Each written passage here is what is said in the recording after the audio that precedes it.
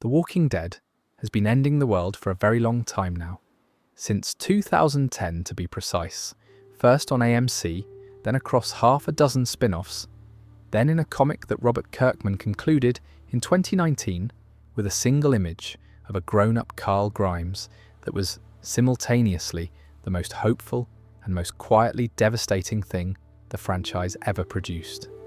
More than a decade of one specific vision of the apocalypse set almost entirely in the American South, anchored in the heat and the kudzu and the crumbling asphalt of Georgia and the particular silence that descends on a place after the people have gone. It's a very specific kind of world, and it has always been worth taking seriously. There's a thought experiment buried underneath all of it. The walker herds and the faction wars and the endless cycling of safe havens found and then lost. And the experiment is this: what are people actually made of when the world stops enforcing the structures that usually hold them together? What happens to a person specifically when the things that define them, their job, their community, their social role, their access to medicine and clean water, and the basic certainty that tomorrow will roughly resemble today, simply stop existing overnight? The show's answer, delivered across 12 years of story and rather a lot of blood, is complicated and not entirely comfortable, but it is genuinely thoughtful, which is why it is worth thinking through slowly, without drama. So that is what this is. Not a horror pitch, not a survival guide, just a calm, honest look at what that world would actually ask of you. Not you as Rick Grimes, not with the narrative protection of being a main character, not with access to a second chance or a script that refuses to let you die before the season finale. Just you, the person you actually are right now, with your actual skill set and your actual physical condition and your actual psychological resources, dropped into rural Georgia somewhere around the outbreak's second or third day. The honest answer, I think, is that you probably would not last very long. And the interesting thing is not that the answer is probably not. It's why. Because it is not primarily about courage or strength or the willingness to do hard things. It is about something much more specific, and I think much more worth sitting with. The particular detailed ways that world is genuinely unforgiving, and the particular ways the people who survived it were genuinely and specifically equipped to do so. I have always found The Walking Dead's version of the apocalypse more interesting than most, and the reason is fairly specific. It is, at its core, boring. Not in a bad way. In an intentional, grounded, almost stubbornly realistic way. The walkers are slow, most of the time. The real threats are largely logistical: water, food, medicine, sleep, and the problem of other people who want the same resources you do. The show is, when you strip the drama away, a very long argument about resource management and governance, and what human beings owe each other under pressure. The walkers are almost incidental to that argument. They are the weather, the permanent, unavoidable, dangerous weather that shapes everything but is rarely the actual crisis. Other zombie narratives make the dead the point. This one always made the living the point. It is the kind of show you can spend hours thinking about at odd moments, standing in a supermarket aisle, looking at the tinned goods section, and briefly, involuntarily, doing the maths. I do not recommend this.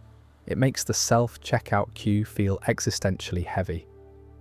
But the impulse is there, and I think it speaks to something the show does that most of its genre does not. It makes you feel the question personally, rather than just narratively. This is not a show about monsters.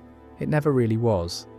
It is a show about what people become when the systems that usually regulate behaviour stop working. And that question, what do people become, has an answer that is neither fully reassuring nor fully bleak.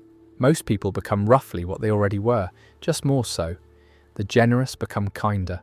The frightened become more frightened. The cruel become more efficient about it.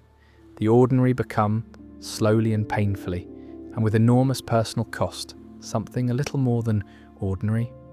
The thing that makes the show endure, I think, the reason people are still watching it 12 years on, still arguing about specific character decisions, still revisiting specific seasons, is not the zombie makeup or the set pieces. It is that the show was genuinely curious about its characters. It wanted to know what they were made of, and it was willing to put them through enough to find out. But it chose, very deliberately, to follow people who were already remarkable. Survivors, in every meaningful sense of the word, before the outbreak began. And that choice has implications for the rest of us. For what the show reveals about survival as a practical matter, not a narrative one. So, that is where we're going, gently and in no particular hurry. Starting with the thing that most people miss when they first think about The Walking Dead's world, the biological detail that changes everything, and that the show slips past you almost without comment at the end of its very first season. Something worth noting before we go any further. The show's geography is not accidental. The choice to set The Walking Dead in Georgia, specifically in the hot, humid, heavily forested landscape of northern and central Georgia, shapes the survival equation in ways that matter. This is not the clean, cold, austere apocalypse of a Scandinavian drama. This is a wet, sweltering, insect-filled collapse, where the summers are brutal and the winters are mild enough that walkers never really freeze, where the undergrowth grows back with a speed that would make a gardener weep, and where the proximity to Atlanta means the early stages of the outbreak hit a metropolitan area of roughly 6 million people before anyone had any meaningful plan to respond. It is also worth noting, and this is something the show earns gradually rather than stating up front, that Georgia is a landscape with a deep history of people navigating it under difficult conditions. The rural South has a specific relationship with self-sufficiency and community resilience that the show uses deliberately. Herschel Green's farm, the prison's agricultural courtyard, the kingdom's market, these things are not arbitrary set dressing. They are the show placing its survival argument in a landscape where the memory of subsistence living is not entirely gone, where people a generation back still remembered how to grow food and keep animals and manage land without modern infrastructure. That context matters. The first episode opens on a Georgia highway, sometime in the immediate aftermath of the collapse. Cars stretching as far as you can see in both directions, abandoned with luggage still strapped to their roofs, families who tried to evacuate and ran out of road, a hand-painted sign on a road marker that says no gas, and Rick Grimes waking up alone in an empty hospital room, no idea how long he was out, no one to tell him what happened. That opening image, the ordinary world interrupted mid-motion, frozen at the moment of catastrophe, is the show's thesis in visual form. The apocalypse did not announce itself. It arrived while people were in the middle of ordinary life, and ordinary life simply stopped. That is the version of the end of the world this show is interested in. Not the grand symbolic catastrophe, not the alien invasion or the nuclear exchange, not the dramatic cinematic moment where humanity decides its own fate, just the infrastructure quietly stopping, the power going out, the phones going quiet, the shelves emptying, the particular horrible silence of a city that used to make constant noise. And inside that silence, people made decisions, fast in the dark, with incomplete information. And most of those decisions were wrong. Not because the people were stupid, but because there was no way to be right. There was no information that would have made the correct choice obvious. You either left early and got lucky with where you went, or you stayed and hoped the military would restore order, or you found a group of people who happened to include someone who knew something useful, or you were already dead within a week. The show does not dwell on this, it follows the survivors. But those quiet, uncounted dead, the ones who stayed home and waited and turned in their own beds, the ones who drove into Atlanta because the military broadcast said it was a safe zone and found out it wasn't, are the actual story of how that world began. The survivors are the statistical outliers, the extraordinary cases, the ones the math had no real reason to produce. That is the context in which this thought experiment runs. Not, could a person survive in the Walking Dead's world if they were unusually well prepared and unusually skilled and unusually lucky? Obviously, yes, some people did. The whole show is about some people who did. But could you specifically, with no special preparation, dropped into that world as it was? Probably not. And understanding precisely why is, I think, genuinely worth your time. So let us think through it, starting with the biology. Because the biology of this world is strange, and it is the foundation on which everything else is built. One other thing worth saying at the start, I find this world genuinely beautiful, in the way that only a post-human landscape can be beautiful. There is something about the image of a shopping mall, with trees growing through the atrium, or deer grazing in a car park, or the interior of an abandoned school, where someone has still been keeping a garden on the windowsill. All of that speaks to something that the show returns to, quietly and persistently, across 12 years of story. The world without us is not a dead world, it is a different one, quieter and stranger, and in many ways more alive. That does not make the survival question any easier, but it does make the world worth looking at as we move through it. But before we begin, if you could just take a moment to subscribe, it is completely free, and it genuinely helps this channel more than you know. Anyway, that is enough of that. Let us get into it. There is a scene near the end of The Walking Dead's first season, in the 6th episode, called TS-19, where a CDC scientist named Edwin Jenner gathers Rick's group in a conference room and tells them something that the show never really returns to with full force, but that changes everything about the world once you have heard it. He pulls up a brain scan, shows them what reanimation looks like from the inside, and then quietly, almost as an aside, he mentions that everyone in the room is already infected. Not infected the way you might be infected with a cold, not something you caught from a walker bite or a scratch or bad luck in a crowded corridor. Everyone on Earth is infected. The virus, the thing that causes reanimation after death, is already living inside every human being, dormant and waiting. You did not contract it. You were born with it, or you breathed it in, or it spread in some airborne early epidemic way before anyone knew what they were looking at. By the time anyone understood what the infection was, it had already reached every living person on the planet. This is what the show calls the wildfire virus, named grimly enough for how it spread. What wildfire does mechanically is this. While you are alive, it is dormant. It sits in your neural cells and does nothing. Your immune system cannot fight it because it does not behave like an active pathogen. It is just there, quiet and patient. But when you die, from any cause at all, it activates. It reanimates the brainstem, and only the brainstem. The higher brain, the cortex, the frontal lobe, the structures responsible for personality and memory and language and judgment and the ability to recognize someone you love, stays dead. What comes back is the oldest, most primitive part of the human brain, the part that governs basic motor function, basic sensory response, the drive to move toward food. That is it.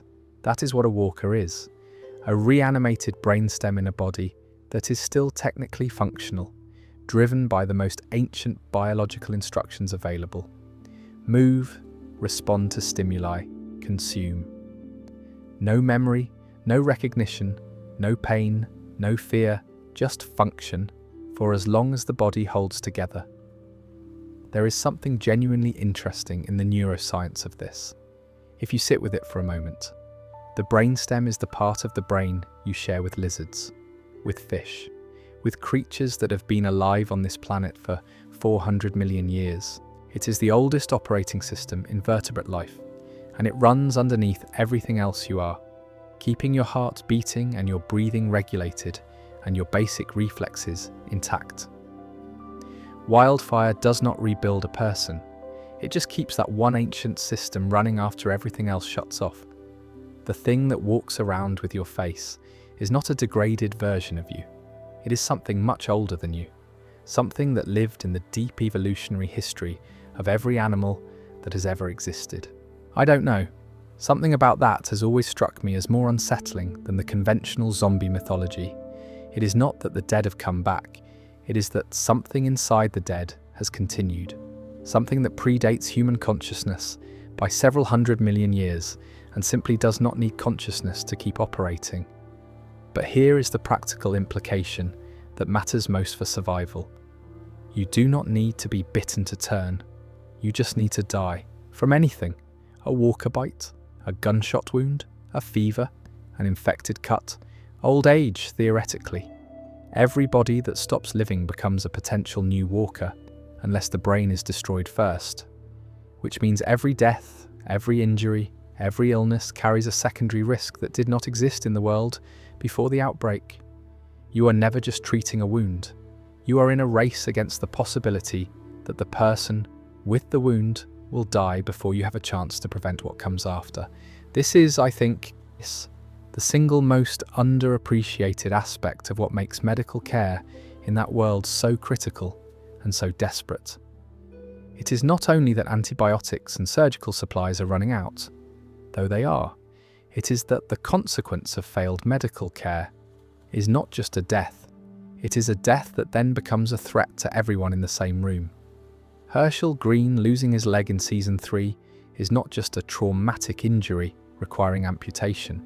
It is a race against sepsis in a prison with no sterile theatre and no anaesthetic worth mentioning, performed by a group of people who have collectively watched too many people die of wounds that seemed manageable and who know exactly what happens if Herschel's heart stops before they can get him stable.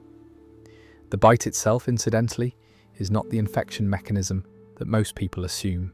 What the bite introduces is a massive bacterial load from a reanimated corpse's mouth into an open wound. The dead carry extraordinary concentrations of bacteria, the kind of contamination that causes aggressive, rapid onset sepsis in a living person. The fever that kills a bitten survivor is not the wildfire virus activating. It is the body failing to fight an impossible bacterial infection in a body that is probably already malnourished and exhausted. The virus was already there. The bite just provides the cause of death that lets it activate. This is why amputation performed quickly enough can theoretically save a bitten survivor. Herschel survives a walker bite in season 3. Merle had his hand cut off in season 1, which the show implies was connected to bite infection. The logic is grim but coherent. If you can remove the infected tissue before the sepsis spreads to the bloodstream, the body might survive. Might. The window is measured in minutes, not hours, and requires immediate, clean amputation, under field conditions, with whatever is available, without adequate anaesthetic, no notes. And then there is the psychological dimension of all of this. The thing that Jenna's revelation introduces that the show never quite resolves. Knowing that everyone you love will turn after death changes grief in a fundamental way. You cannot linger over someone who has died. You cannot give them the full space of mourning that human psychology normally requires. You have to be practical about it immediately, or risk the grief turning into something actively dangerous. The Walking Dead is full of characters who hesitate at the moment of a turning, and most of them pay for it. Not because they are weak, but because they are human, and the human response to losing someone is not to immediately arm yourself against what they become. That hesitation is quietly one of the most accurate things the show ever depicted about how this world would actually work. Not the heroics, the hesitation. The other thing Jenna's revelation does, the one that is easy to overlook because the show moves past it so quickly, is collapse the moral framework around killing walkers. In the early episodes, there is a genuine ethical weight to destroying a walker. Morgan Jones cannot bring himself to shoot his reanimated wife. Rick sees walkers as people, or as the remains of people, and the show treats that perspective as legitimate and humane, rather than naive. The gut-smearing sequence in episode 2 where Rick and Glenn cover themselves in Walker Viscera to walk through Atlanta unnoticed is played for the horror it is, not because of the physical repulsion, though that is considerable, but because of what it implies about treating the body of someone who was recently a person. Once you know that the virus is universal, that distinction erodes. The walker was not someone who contracted a zombie plague from a bite. It is a person whose body continued to function after their mind stopped, driven by the oldest part of their neurology, which means destroying a walker is not, in any meaningful ethical sense, harming a person. The person is already gone. What remains is something older and simpler. The show takes years to fully work through this. Some characters, Herschel notably in the early prison episodes, resist the idea that walkers have lost all personhood entirely. He keeps them in a barn. He believes, or wants to believe, that there is something left worth preserving. That position is ultimately untenable in the world the show builds, but the show takes it seriously as a position rather than treating it as obviously foolish. What is interesting is that the real-world science of latent viruses, while obviously not producing anything like wildfire, does contain some genuinely strange precedents. The Epstein-Barr virus infects most humans in childhood and then never fully leaves. It sits in B cells indefinitely, occasionally reactivating as various forms of illness later in life, but mostly dormant. Certain herpes viruses behave similarly. The idea of a pathogen that becomes permanently resident in a human host and simply waits for the right conditions is not science fiction in any meaningful sense. It is just biology. Wildfire takes that concept and pushes it to its most extreme possible conclusion, a virus so completely integrated that it becomes the final instruction set the human body ever follows. The CDC was, by Jenner's account in that Season 1 episode, the last functional research facility in the United States trying to understand the virus. Everyone else had already given up. The military had already switched from containment to controlled demolition. The scientific response had already collapsed under the weight of the same crisis it was trying to study. By the time Jenner is talking to Rick's group in that underground facility, he is the only person left in the building. He has been alone for a month. He is about to initiate a self-destruct sequence because he considers the building a biohazard and himself unequal to continued solo research. The bleakness of that image, the last scientist, alone underground, having concluded that the work is over, is one of the most effectively understated moments in the show's entire run. No notes at all on that one. Now let's talk a bit about what the walkers are in practical terms, because most people, when they imagine the zombie apocalypse, imagine the Hollywood version. Fast, screaming, relentless, arriving in overwhelming waves. The Walking Dead's walkers are notably different from that, and the differences matter enormously for how survival actually works. The first thing to understand is that walkers are slow, genuinely slow. A brisk walking pace comfortably outpaces most of them. They do not run, they do not coordinate, they do not plan. An individual walker encountered in an open space with room to maneuver is manageable for almost anyone who keeps their head. A child, a physically limited adult, an elderly person, any of them with enough open space and enough calm can navigate around a single walker without particular difficulty. This is actually shown in the very first episode. Rick's first walker encounter post-coma is that little girl reaching for a teddy bear in a car park, moving in the shuffling, slow, barely coordinated way that becomes the show's visual language for the undead. He does not have to outrun her. He has time to see her, time to take her in, time for his face to fall as he registers what she is. The walkers are not fast enough to take you by surprise in daylight, in the open. Where they become catastrophic is in three very specific situations. The first is noise. Walkers navigate primarily by sound. They are drawn to anything loud, gunshots, car engines, shouting, music, anything that stands out from the ambient quiet of a post-human world.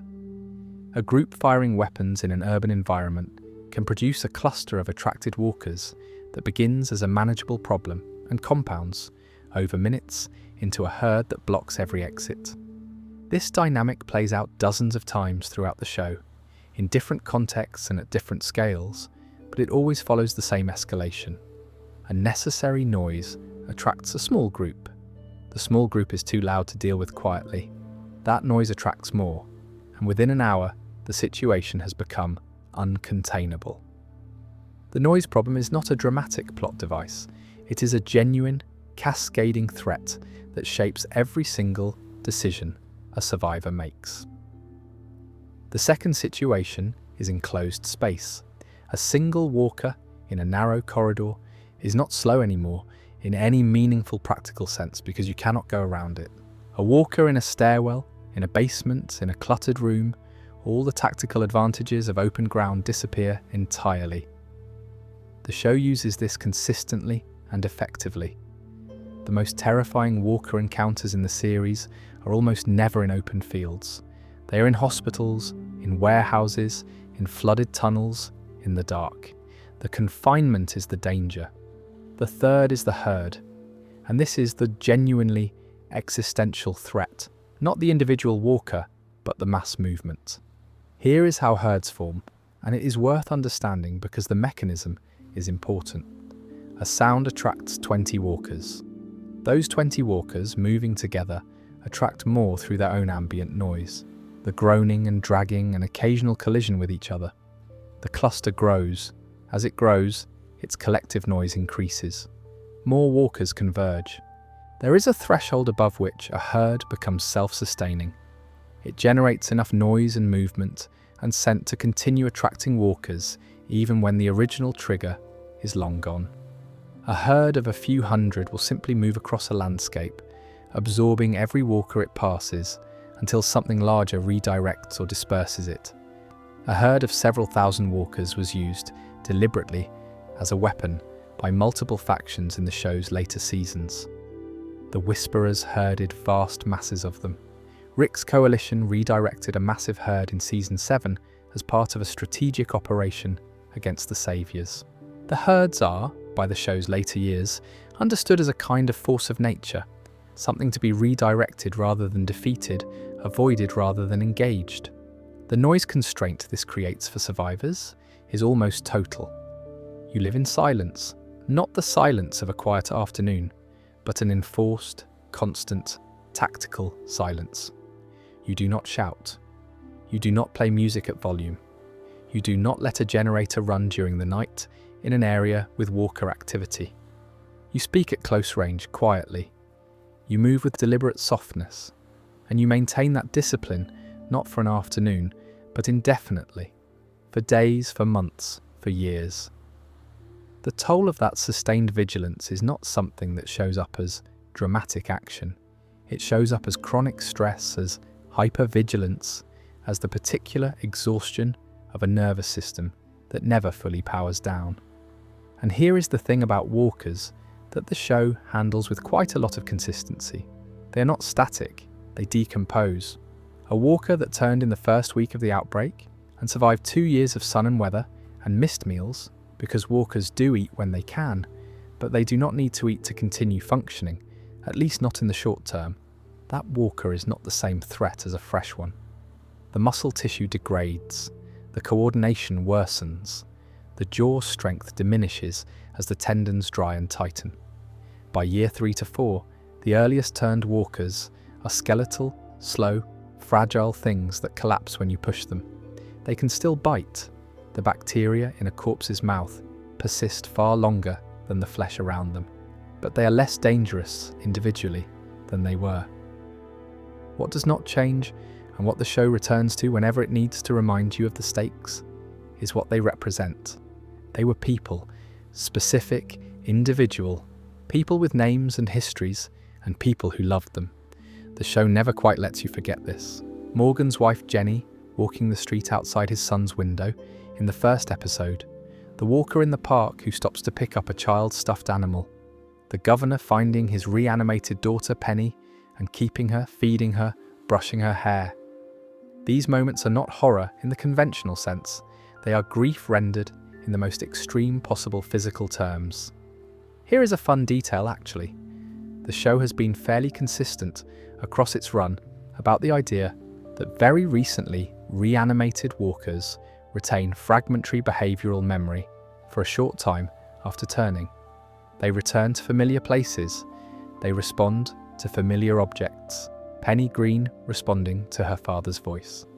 Various walkers throughout the series drawn back to locations they knew in life.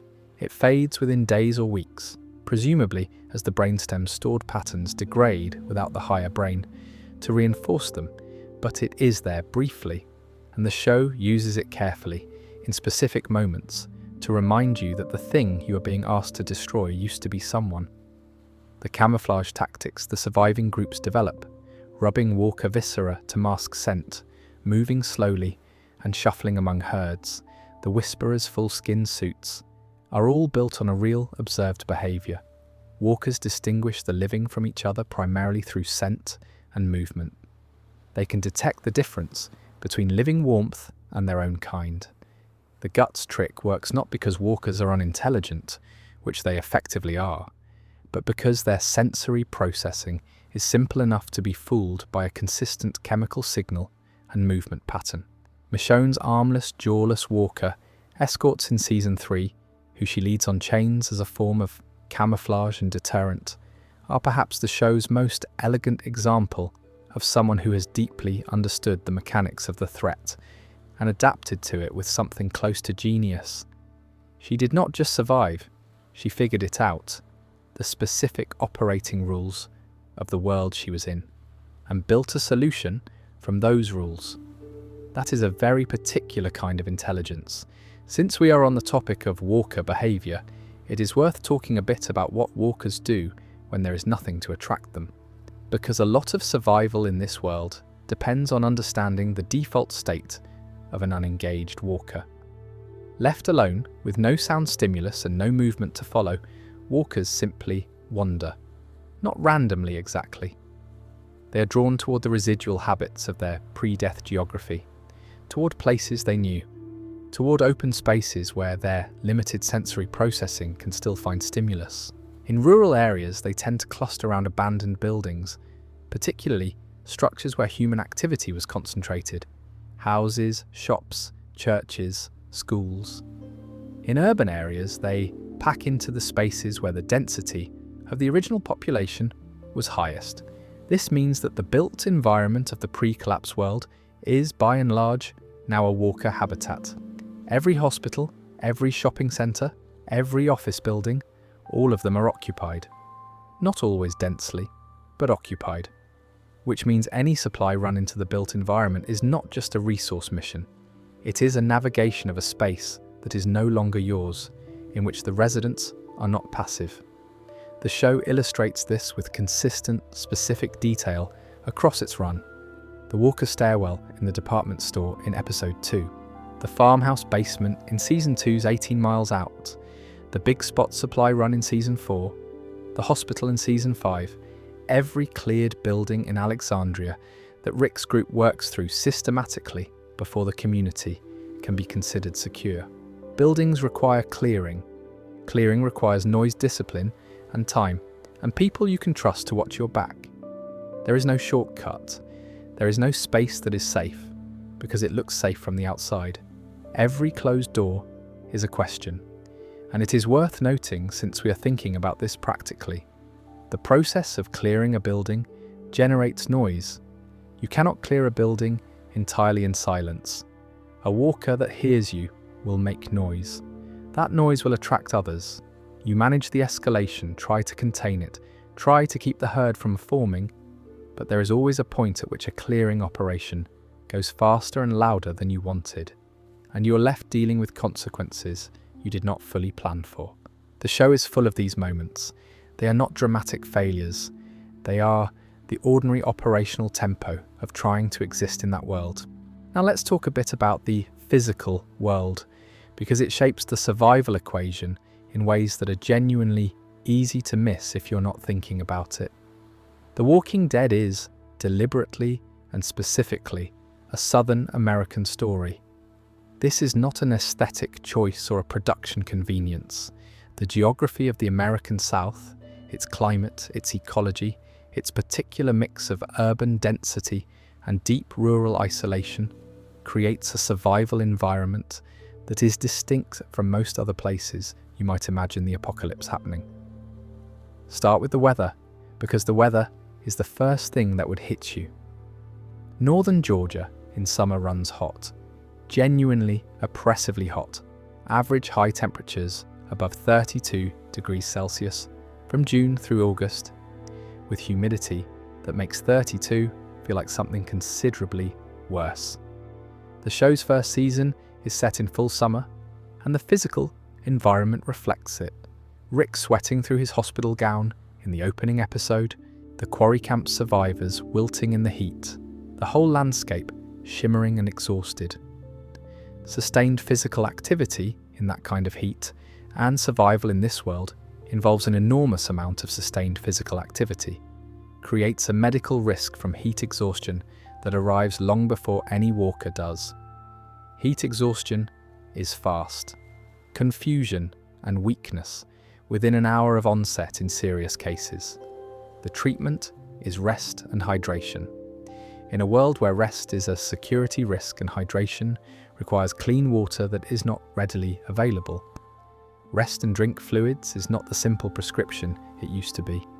Heat stroke, the more serious progression, can be fatal within hours.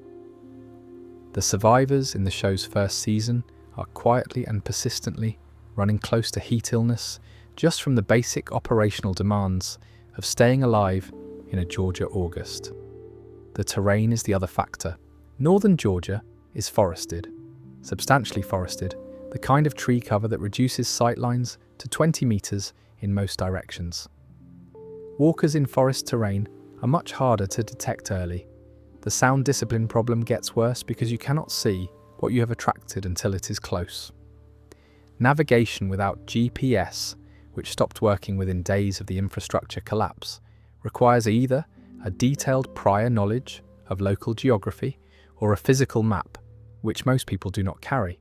Roads are the obvious navigation system, but roads are also where walker density is highest, because roads were where the initial evacuees died.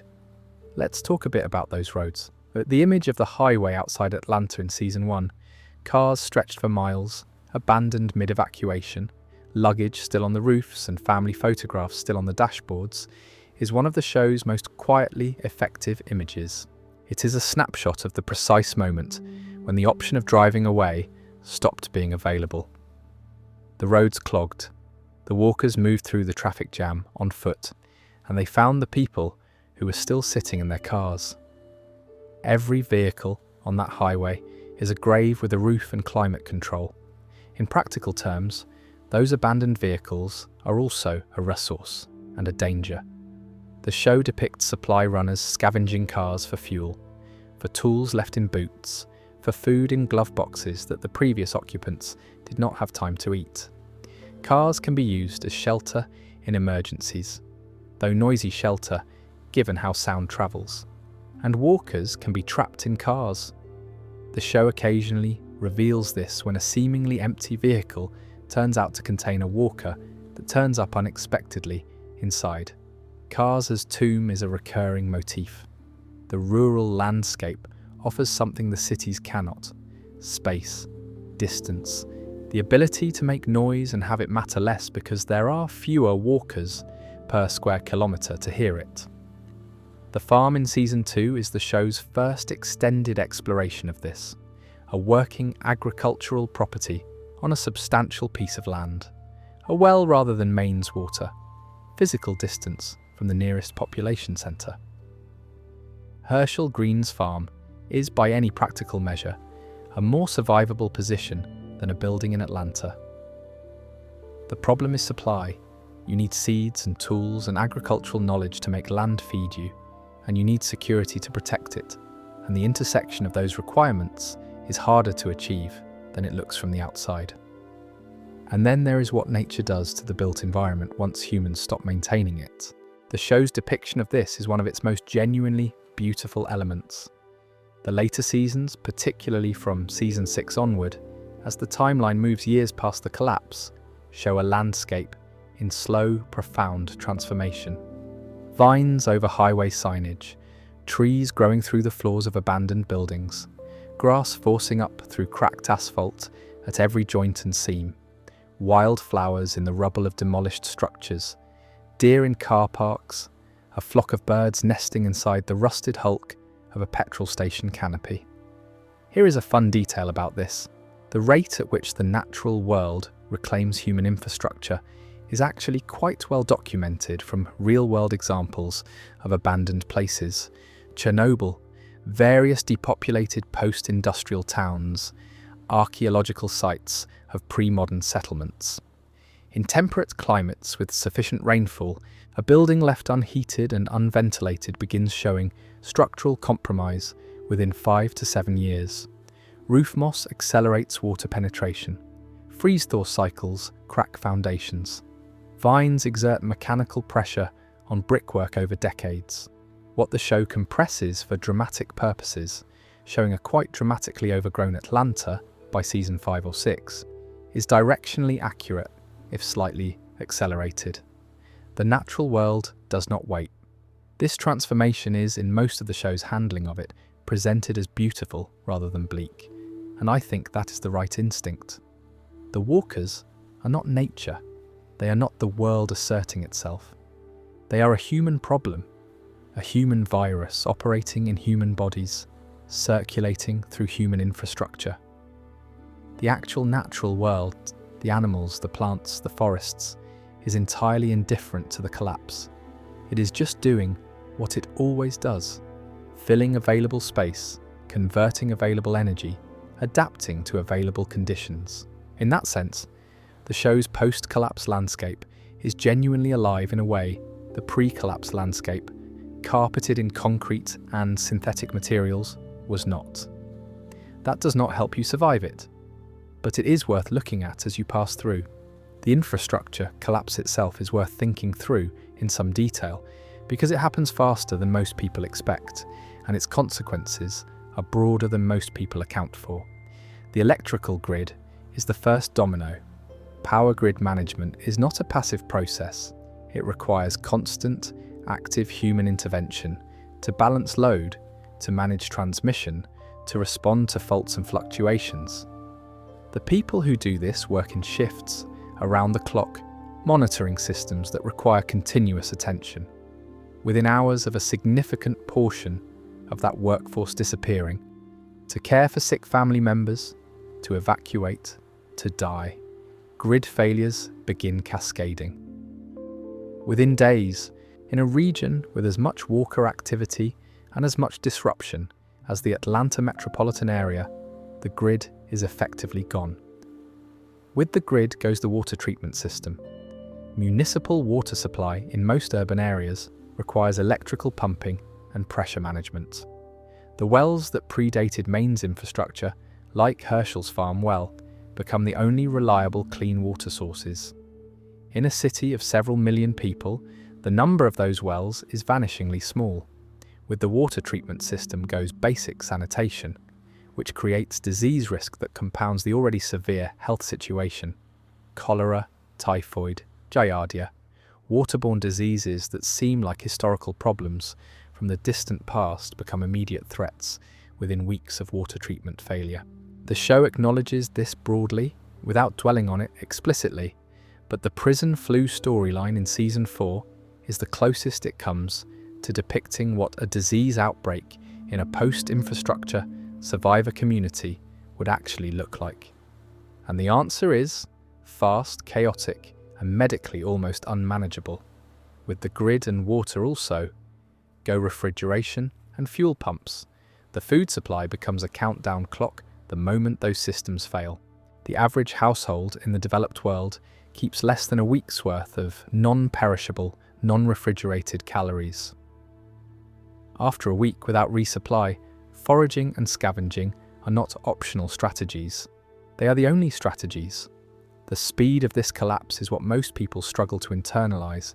It is not a gradual decline over months. It is a cascade over days.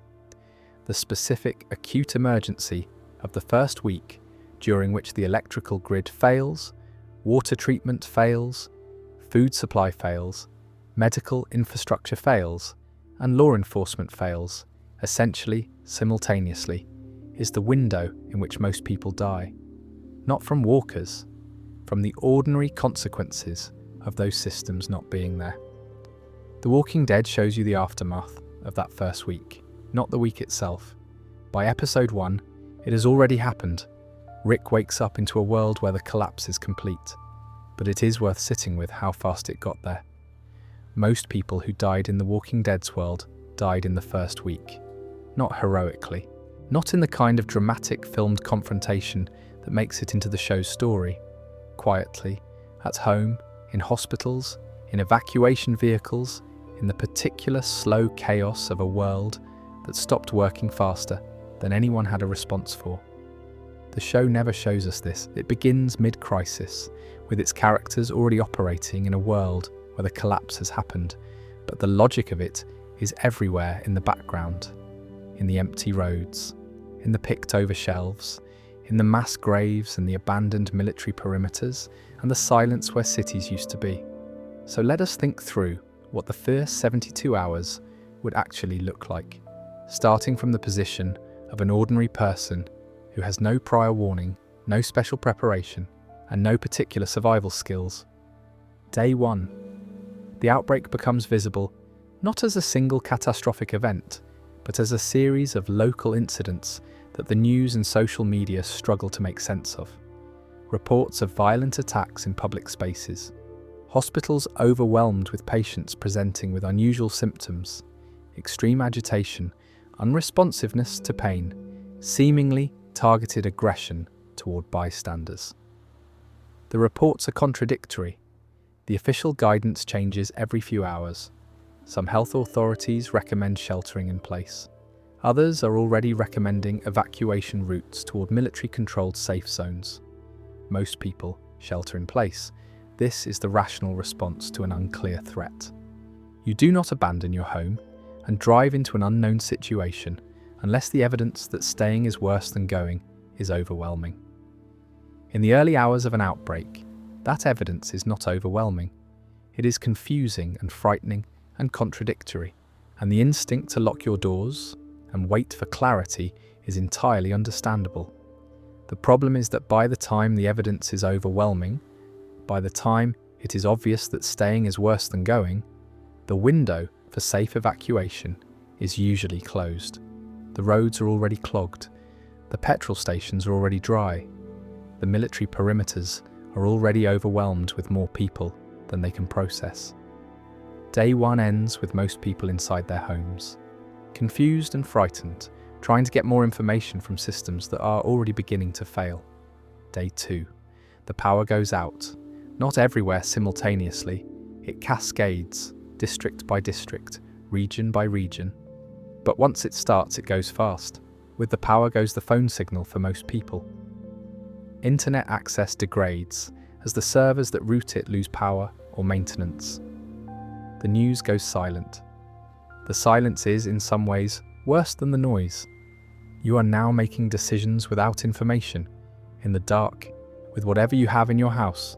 The show captures this moment of decisions made in the dark without information, in almost every character backstory it has ever offered.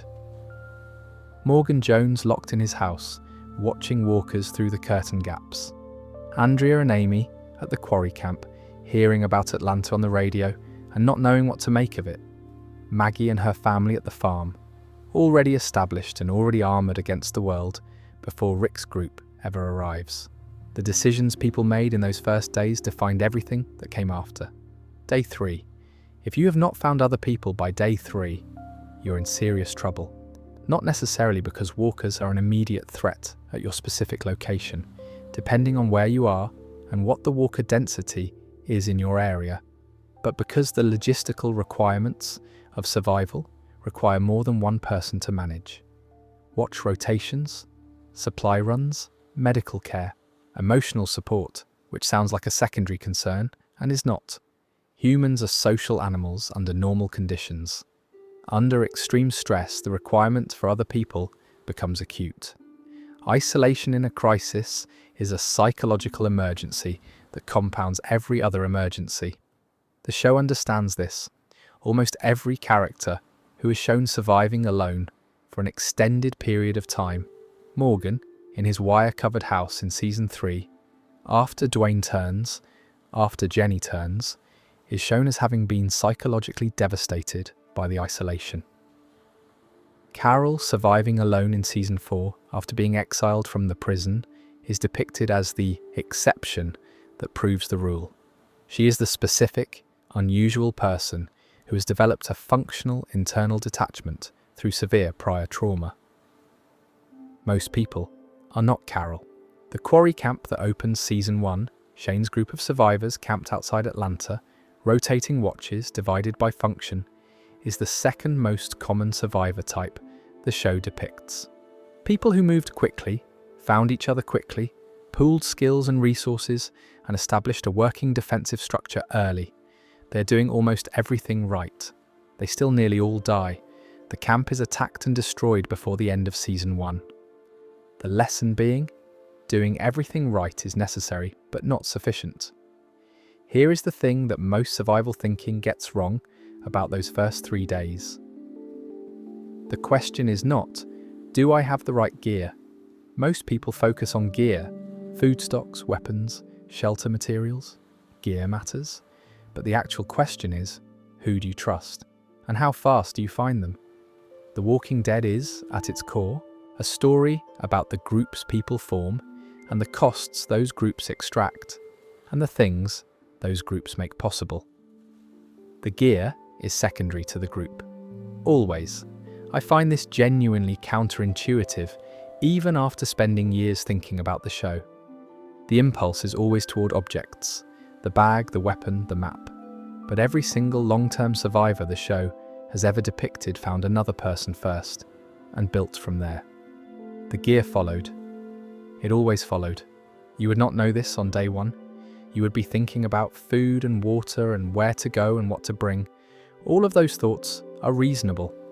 They are just not the most important thing. The most important thing is whether the person in the house next to yours is someone you can work with, and whether you find out in time to matter. There is a specific psychological trap that the first 72 hours sets, and it is worth naming because the show depicts it, and because it is the thing that gets most people killed not by walkers, but by their own decision-making. The trap is optimism, bias, the tendency, under stress, to assume that the situation will normalize faster than evidence suggests. To think, this is bad, but surely it will stabilize soon. Surely someone is working on this. Surely the government will respond. Surely the military will restore order. Surely, within a few days, there will be a clearer picture.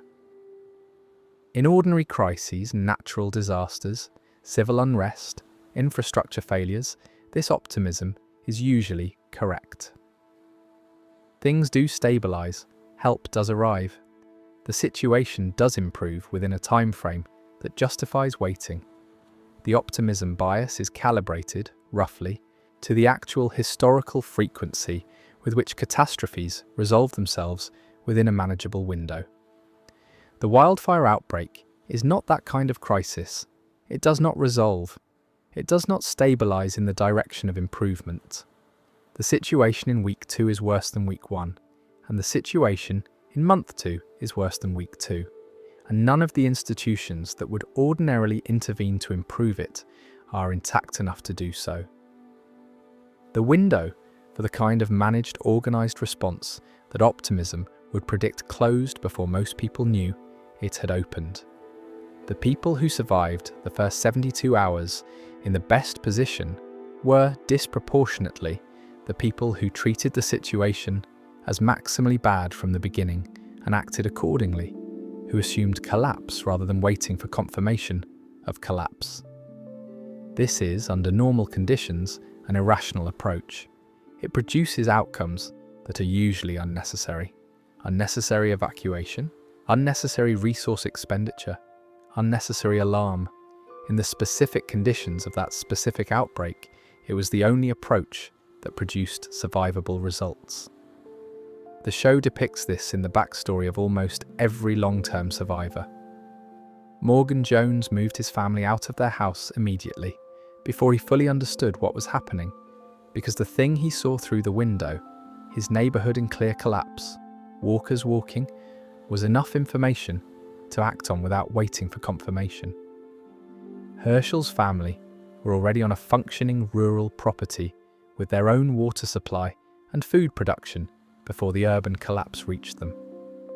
The prison group, when they find the prison in Season 3, move immediately to claim and secure it, rather than camping in the field outside and waiting to see if something better presented itself. The character of Beth Green makes this point in the quieter way the show sometimes prefers. Beth, at the start of the series, is a teenager living on her family's farm, protected by her father's preparedness and the farm's relative isolation. She has never had to make a survival decision of consequence. She has been insulated from the world the other characters have been navigating. The show follows her arc through the second half of the series, after the prison falls and she's on her own, as the process of someone learning, under genuine pressure, the skills and judgment that the other characters had years to develop. She gets there, partially. The cost of getting there, in her specific case, is very high. That arc is the show's most honest depiction of what would happen to most people if they entered this world without prior preparation. Not immediate failure, a period of learning under conditions that are unforgiving of error, at a pace that the world does not slow down to accommodate. And the question of whether you survive that learning period depends on luck and circumstance, in addition to effort, on whether the errors you make while learning happen to be survivable ones. One of the things The Walking Dead gets genuinely right, in a way that a lot of survival fiction quietly avoids because it is not particularly dramatic, is the logistics problem. The show is consistently aware that food, water, and medical supplies are finite and diminishing resources in a world where the supply chain stopped on a specific day and never resumed. It does not always depict this with full accuracy. There is a certain television compression at work, where a group manages to find exactly what they need slightly more often than probability would strictly allow. But the show is at least aware of the constraint. It acknowledges the countdown. Let us start with food, because food is where the arithmetic turns uncomfortable quite quickly. A moderately active adult requires somewhere around 2,000 to 2,500 calories per day under ordinary conditions. A survivor in The Walking Dead's world, walking several miles daily while carrying gear, operating under chronic physiological stress, sleeping poorly and incompletely, requires considerably more. The research on soldiers and athletes in sustained high exertion situations suggests caloric requirements of 3,000 to 3,500 calories per day as a working estimate for someone operating at that level of sustained output, which, when you work out what 3,000 calories actually looks like in terms of tinned peaches and whatever crackers you found in someone's kitchen, is a deeply discouraging calculation. The survivors in the show are, almost always, operating at a caloric deficit relative to that requirement.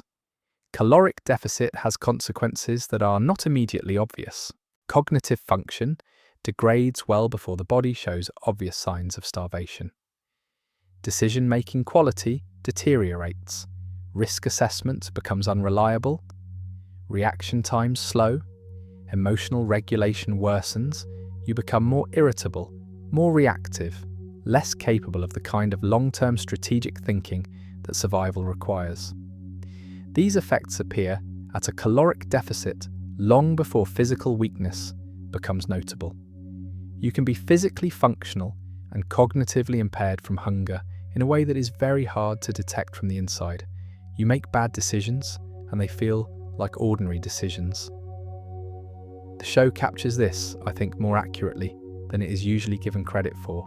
The tension and friction within Rick's group across seasons 2 and 3, the arguments, the poor judgments, the disproportionate reactions to things that do not warrant them, is at least partly the product of a group of people operating under sustained stress and chronic nutritional insufficiency.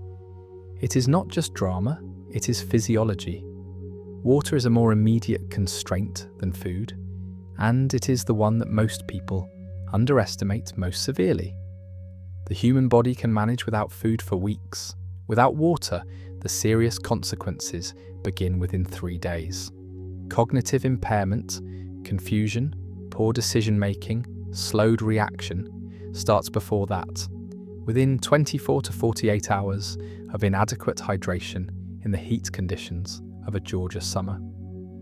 Untreated surface water from streams, rivers, standing pools carries a bacterial and parasitic load that, for someone without prior exposure and without a functioning immune system supported by adequate nutrition, will reliably produce severe gastrointestinal illness within days of consumption. Giardia, E. coli, Cryptosporidium. None of these are immediately fatal in otherwise healthy adults, but all of them are incapacitating for days to weeks, during which time you are producing fluid losses that compound the dehydration problem and operating at a fraction of normal capacity. In a world where incapacitation for a week can mean death from secondary causes, a waterborne illness is a genuine existential threat. Boiling water is the practical solution, and the show's survivors use it.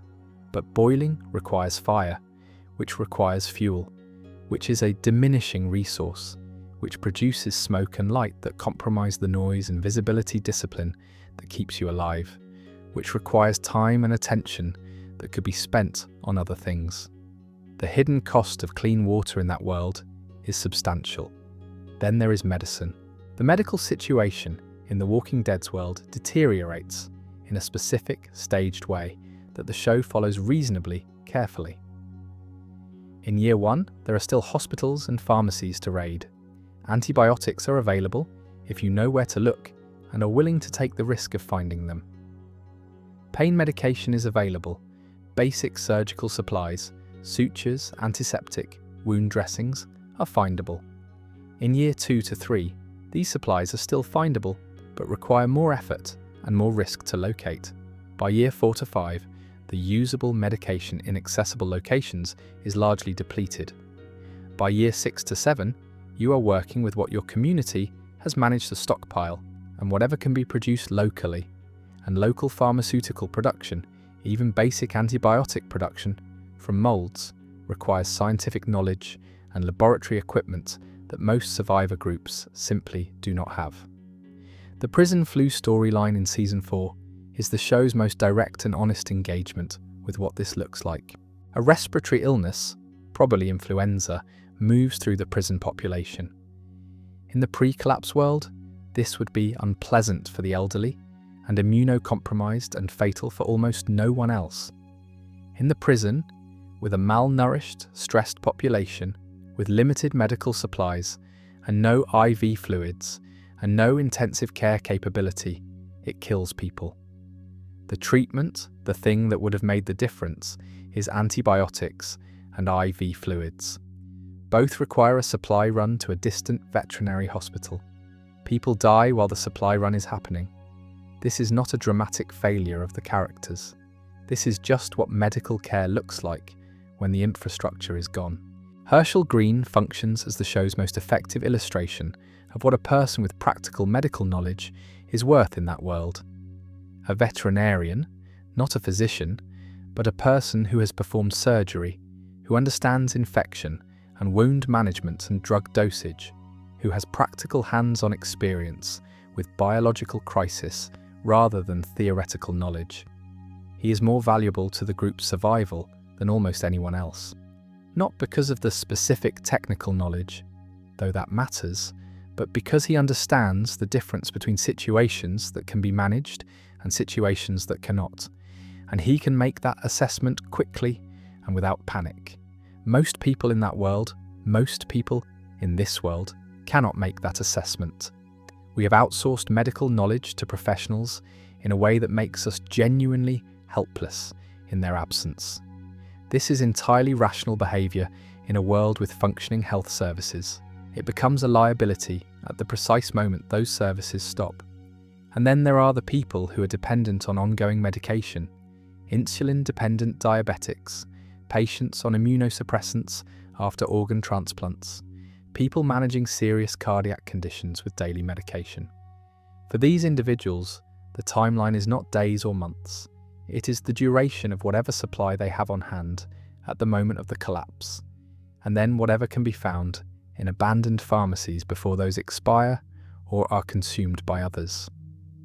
The show does not dwell on this population. It cannot, because they are not present in the survivor groups, because they did not survive long enough to be there. That absence is itself a kind of data point. The survivor groups we follow are, by definition, people whose continued survival did not require ongoing medical intervention that was no longer available. They are a selected population, extraordinarily selected in fact. The real Walking Dead world is full of a death toll that never appears on screen. Everyone for whom survival became impossible the moment the pharmaceutical supply chain failed. Before we move on, if you're enjoying this, please consider subscribing. It helps the channel tremendously. There is one more logistical reality worth spending some time on, because it affects everything, and the show handles it with more subtlety than it is usually credited for. Sleep. Sleep is not optional. The human body requires it in a way that food and water can be rationed, but sleep cannot be compressed past a certain floor. Below roughly 5 to 6 hours per night, sustained over days and weeks, the cognitive degradation becomes severe. Below 4 hours sustained, the effects begin to resemble clinical intoxication. Reaction time, decision-making quality, emotional regulation, physical coordination, all of them degrade in measurable, significant ways. And the cruel thing about sleep deprivation is that your perception of your own impairment degrades along with the impairment itself. You feel fine. You make terrible decisions.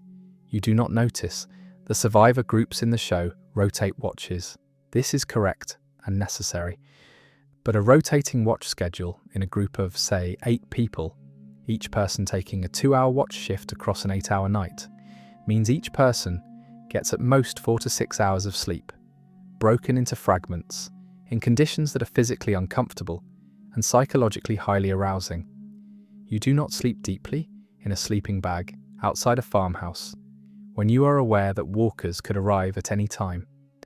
You sleep lightly, partially, your nervous system maintaining a background level of alert that prevents the deepest, most restorative stages of sleep from fully occurring. Over weeks and months, this produces a kind of chronic partial sleep deprivation that is not immediately visible as a performance impairment, but that accumulates in the body and in the mind. The characters in The Walking Dead are, by season 2 or 3, all operating in a state of sustained physiological stress that affects everything they do. Their judgments, their relationships, their capacity for empathy and patience. This is not a character writing choice, it is a biological reality of what sustained deprivation in that world would produce. The show uses this, I think, more deliberately than people notice. The poor decisions, the interpersonal conflicts, the disproportionate emotional responses, all of it is, at least in part, the behaviour of people who have not slept properly in months and who are operating on the physiological equivalent of fumes. It does not excuse those decisions, but it explains them in a way that has nothing to do with who the characters are as people, and everything to do with what the world has done to their bodies. You would not be exempt from this. Nobody is. We have already established that the walkers are the weather, the ambient, permanent danger rather than the central crisis. The actual crisis in this world is always the people, specifically what people decide to do with themselves once the systems that usually regulate behaviour are gone. And the interesting thing is that the answers they arrive at are not random. The factions that emerge across the show's run are each coherent responses to the same problem. How do you build something when the old rules have been completely removed? Each one is a specific philosophy made concrete, and they're worth spending a bit of time with individually. Woodbury, under the Governor, is the show's first extended examination of post-collapse governance. And the interesting thing about Woodbury is that it is not obviously wrong. Philip Blake, the Governor, has built a functioning community with walls, food production, electricity from generators, and a population that is, by the standards of the world, comfortable and protected. The governance is authoritarian, information is controlled, dissent is managed with force, but people are alive, people are fed, and the external threat is being held back. From the inside, Woodbury looks like success. What the show argues through the Governor is that a community built on coercion is always secretly fragile, because coercion requires the constant expenditure of energy to maintain, and because it cannot survive the loss of the person at the centre of it. When Philip Blake's particular combination of charisma, paranoia, and strategic intelligence is removed, Woodbury collapses almost immediately. It was not a community. It was one man's will imposed on a collection of frightened people. That is a categorically different thing, and the difference becomes apparent the moment the will is gone. The Claimers, Joe's group on the road in Season 4, are philosophically simpler, but no less coherent. Their rule is property. Touch something, say, claimed, it is yours. Challenge someone's claim, face the consequences.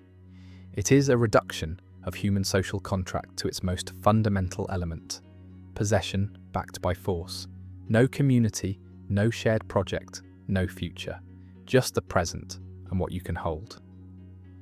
Joe is not an irrational man.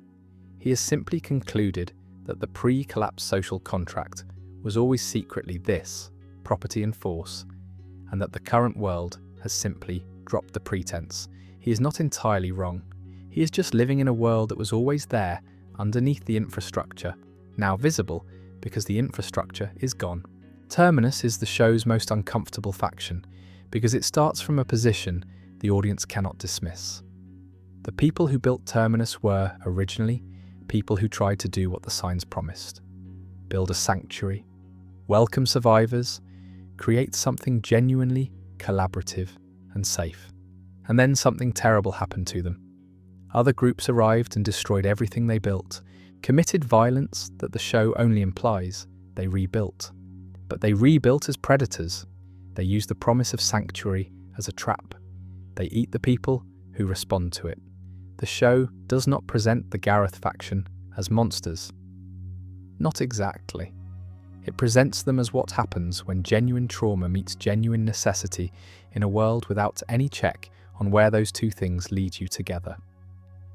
They did not choose this. Something was done to them that made this feel like the only logic that remained. That does not make it acceptable, but it makes it explicable. And explicable is more disturbing than inexplicable, honestly. The wolves are different, deliberately, pointedly different. They have no community-building aspiration. They are nihilists in the operational sense of the word. They believe the post-collapse world rewards destruction over construction, and they have built their identity around destruction. They arrive at Alexandria in Season 6, and the show handles them with unusual restraint. They are not explained, not reasoned with, not given backstory. They exist as a depiction of a specific human type that any genuine collapse would produce.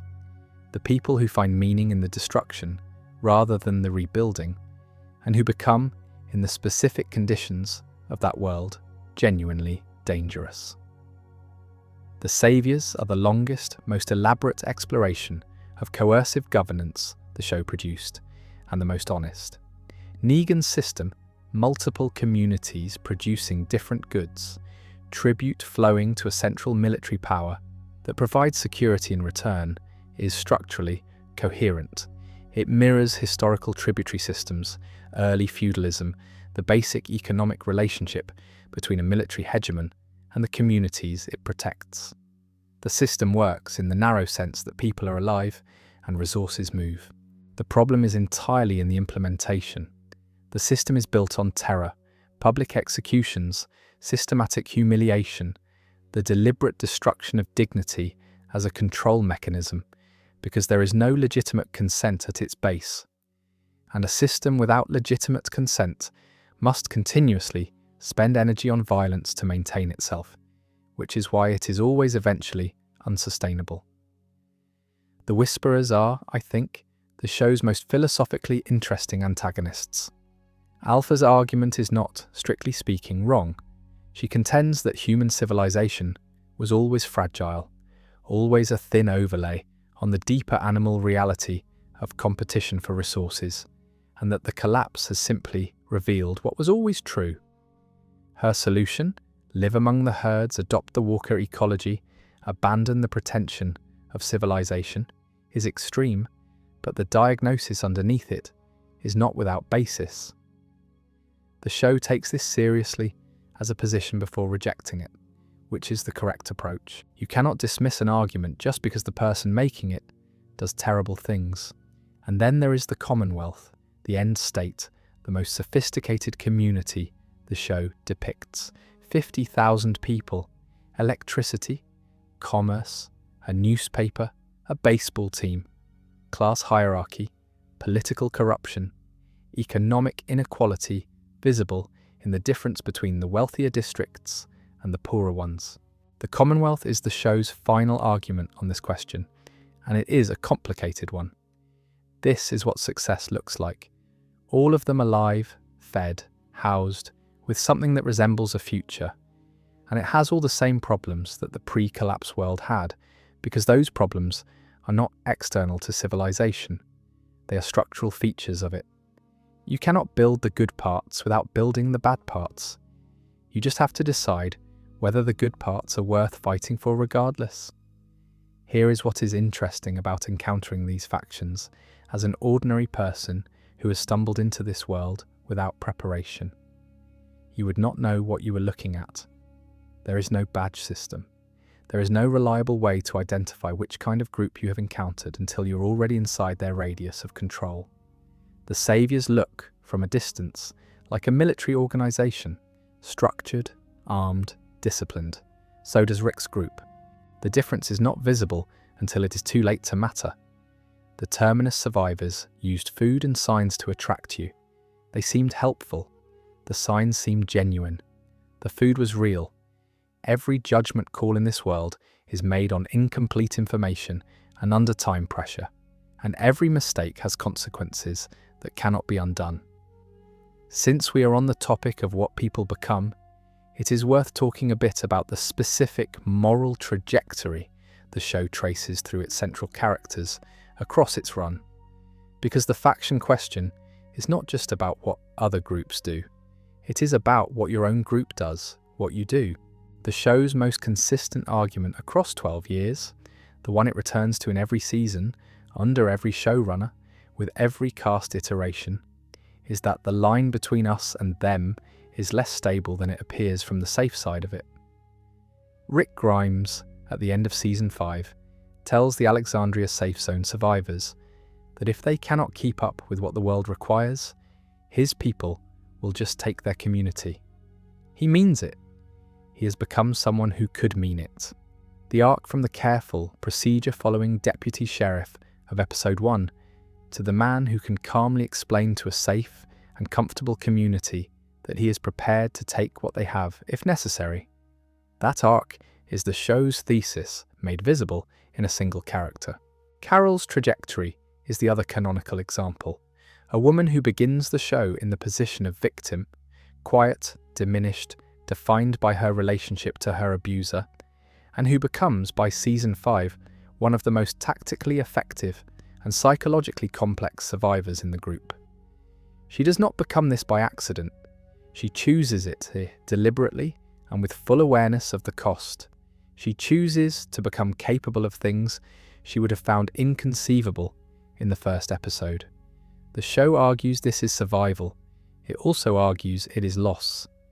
That every step toward greater capability is a step away from something else, something softer that does not come back. Morgan's character arc, across his appearances in Seasons 1, 3, 5 and 6, is the show's most direct examination of whether a commitment to not killing can survive sustained contact with this world. His Season 3 appearance is one of the most quietly devastating things the show ever produced. A man who has been alone for 2 years since losing his son, who has plastered every surface of his shelter with survival notes and philosophies, who has lost the thread that connects him to other people and is functioning on a kind of manic intensity that is barely distinguishable from breakdown. Morgan does not die in Season 3. He survives. But the person he is in Season 3 is not the person he was in Season 1. And the difference is not heroism or adaptation. It is damage. The Walking Dead's world does not destroy people dramatically. It wears them down slowly, in specific ways, taking specific things from them, leaving the functional parts intact and operational long after the parts that made life worth living have quietly gone. You would not be exempt from this process. It does not require weakness. It requires only sufficient time in sufficient conditions. Now, let's talk a bit about the specific places. The geography of survival in The Walking Dead has a logic to it that is worth following, because each location the show uses as a sustained setting is not just a backdrop. It is an argument about what community requires and what it costs and what it tends to produce when it holds together for long enough. The quarry camp that opens Season 1 is the starting model. Shane Walsh's group of survivors, 30 or so people who made it out of Atlanta before the roads fully closed, has established something functional in the Georgia hills. Rotating watches, shared cooking, basic labor division, reasonable defensive perimeter. Shane's prior law enforcement and military training gives the security structure an actual coherent framework, rather than just anxious people with guns. It is, by the standards of the world, doing well. What it does not have is agreed governance. Shane leads through informal authority. The combination of prior expertise, physical confidence, and the fact that he was making decisions early when decisions needed to be made, and other people were too frightened to make them. That informal authority works as long as it is not challenged, and it is not challenged until Rick arrives. When Rick arrives, and Shane's authority is contested, not aggressively, not immediately, but persistently, and in ways that reveal the gaps in Shane's judgment. The camp has no mechanism for resolving the dispute. There is no process. There is just tension, and then the tension becomes violent. The camp does not survive ultimately, not because the farm is resource-rich, a well, land under cultivation, livestock, a family with agricultural knowledge, and a veterinarian's medical competence. By almost any practical measure, it is the most viable survival environment the show depicts in its first 2 seasons. It fails not because of resource shortfall, but because of a philosophical conflict that the physical environment cannot resolve. Herschel believes the walkers retain something worth preserving. Rick's group does not. These two positions cannot coexist indefinitely in the same space under pressure, and they do not. What the farm arc argues is that shared belief, or at minimum shared practical philosophy about the nature of the world and what it requires, is a prerequisite for functional community. Not identical beliefs. People can disagree about many things and still work together effectively. But on the foundational question of what the world is and what it requires, a community needs sufficient agreement to make joint decisions under pressure.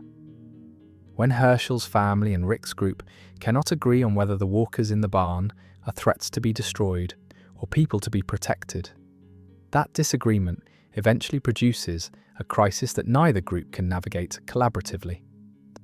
The prison is the show's most fully developed survival model, and in many ways, its most interesting. Thick concrete walls with a defensible perimeter, multiple layers of fencing, an agricultural courtyard, sleeping quarters that separate the group into manageable family units, clean water from a well, enough physical space for a small community to function without being constantly in each other's way. What makes the prison arc remarkable is the governance structure Rick's group builds inside it, the council that emerges in Season 4 as the community's decision-making body. Herschel, Glenn, Carol, Daryl, Sasha, a distributed group of people who make decisions collectively, who debate and vote and argue and produce outcomes that reflect the group's interests rather than any single person's will. It is not elegant, it is not always efficient, but it is legitimate. The people living inside the prison walls broadly accept the council's authority because the process that produces its decisions is one they can recognise as fair. That council is, I think, the show's clearest statement about what civilization actually is at its base. Not the walls, not the weapons, not the electricity or the food production, the process, the agreed mechanism for making collective decisions and distributing resources and managing conflict. Everything else is infrastructure. The process is the civilization.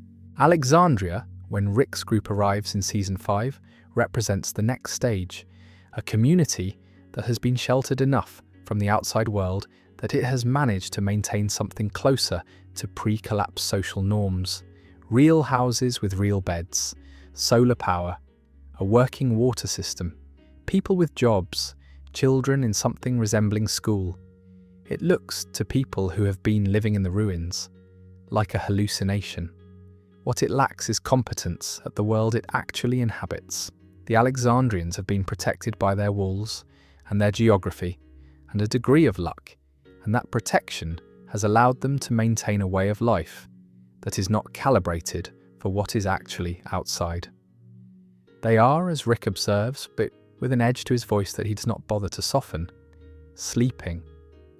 The process of integrating Rick's group into Alexandria, and of Alexandria learning to actually function in the world beyond its walls, is the work of the next several seasons. It is slow, painful, costly, and entirely necessary. The Kingdom and Hilltop, introduced in Seasons 6 and 7, represent different variations on the community experiment. The Kingdom under Ezekiel is theatrical, the court the tiger, the formal speech patterns, and the show is upfront about the fact that this is deliberate performance rather than delusional belief. Ezekiel knows he is performing. He performs because morale matters, because people need something to believe in beyond pure daily survival, because the human psychological need for meaning and narrative and community identity is real and must be addressed somehow. The theatre serves a genuine function. That is an interesting argument about leadership. Hilltop is more mundane and more honest, a community trying to produce food and maintain basic services under leadership that ranges from inadequate to actively harmful, working towards something better through the slow, grinding process of replacing weak governance with competent governance. The Hilltop arc, particularly under Maggie's eventual leadership, is the show at its most realistic about how communities actually improve, not through dramatic transformation, but through the accumulation of small, hard-won changes in practice and process over years. And the Commonwealth, a city of that scale with functioning infrastructure, an economy, a class system, elections, is the argument's endpoint. It is what success looks like when you have had long enough and enough people and enough safety to build it properly. It is also, immediately, a replication of every problem the pre-collapse world had, because those problems are not external to civilization, they are internal to it. They come and they cost, sometimes, specific people who died to protect or create them. The show is very honest about this cost. Alexandria lost people defending its walls in Season 6. The prison lost people, including Herschel, the single most morally important character in the show's middle period, to the governor's assault. The Hilltop, the Kingdom, Oceanside, every community paid in specific names, specific faces, specific futures that did not happen because of a decision someone made to build something and then defend it. Whether that cost is worth it is the question the show has always been asking, and its answer expressed not through any character's dialogue, but through the cumulative weight of what it depicts, is a careful, qualified yes. The cost is real. The loss is irreversible. The grief is genuine and lasting. And the community, imperfect and expensive, and always under threat, is still worth building. Not because it guarantees survival, because it is what human beings do with their time when they have the option. This is the part of the conversation that tends to make people slightly defensive, and I want to be upfront about something before we get into it. The point is not that you are inadequate. The point is that the people who survived The Walking Dead's world were extraordinary, and extraordinary is genuinely rare, and the show made a specific, deliberate choice to follow the exceptions rather than the rule. Understanding what made them exceptional is not a criticism of everyone who was not. It is just honest accounting. Start with Rick Grimes, because Rick is the show's central case study in what makes a survivor. Rick is a law enforcement officer with 20 years of field experience before the outbreak. This means something specific and practical. He has had professional firearms training, recertified regularly in conditions designed to produce reliable performance under stress rather than just theoretical accuracy on a range. He has made fast, high-stakes decisions in public with consequences attached hundreds or thousands of times over the course of his career. He has managed crowd situations, domestic disputes, armed confrontations, vehicle pursuits. He has a trained situational awareness, the habit of entering a space and assessing threat levels, registering exits and obstacles and the positions of other people. That is not a character trait. It is a professional skill developed over 2 decades. He also has, and the show depicts this with some consistency, the particular psychological profile that tends to produce both effective leadership and significant personal cost. High conscientiousness, strong protective instinct, difficulty delegating decisions he believes he should make himself, and a capacity for violence that he spends most of the show trying to manage, rather than deploy. The capacity for violence is not unusual in a survivor. The ability to manage it, to use it precisely rather than continuously, to know when it is and is not the right tool, is considerably rarer. Rick survives not because he is the biggest or the fastest or the strongest, though he is physically capable. He survives because he makes better decisions under pressure than almost anyone else in the same circumstances, and because he's been making decisions under pressure professionally for long enough that the skill is reliable rather than occasional. You almost certainly are not this, which is not a flaw, it is just the baseline. Daryl Dixon is a different kind of survivor entirely, and in some ways a more instructive one. He did not have institutional training. He did not have a professional framework. He had a childhood in rural Georgia that by any conventional social measure was deeply disadvantaged.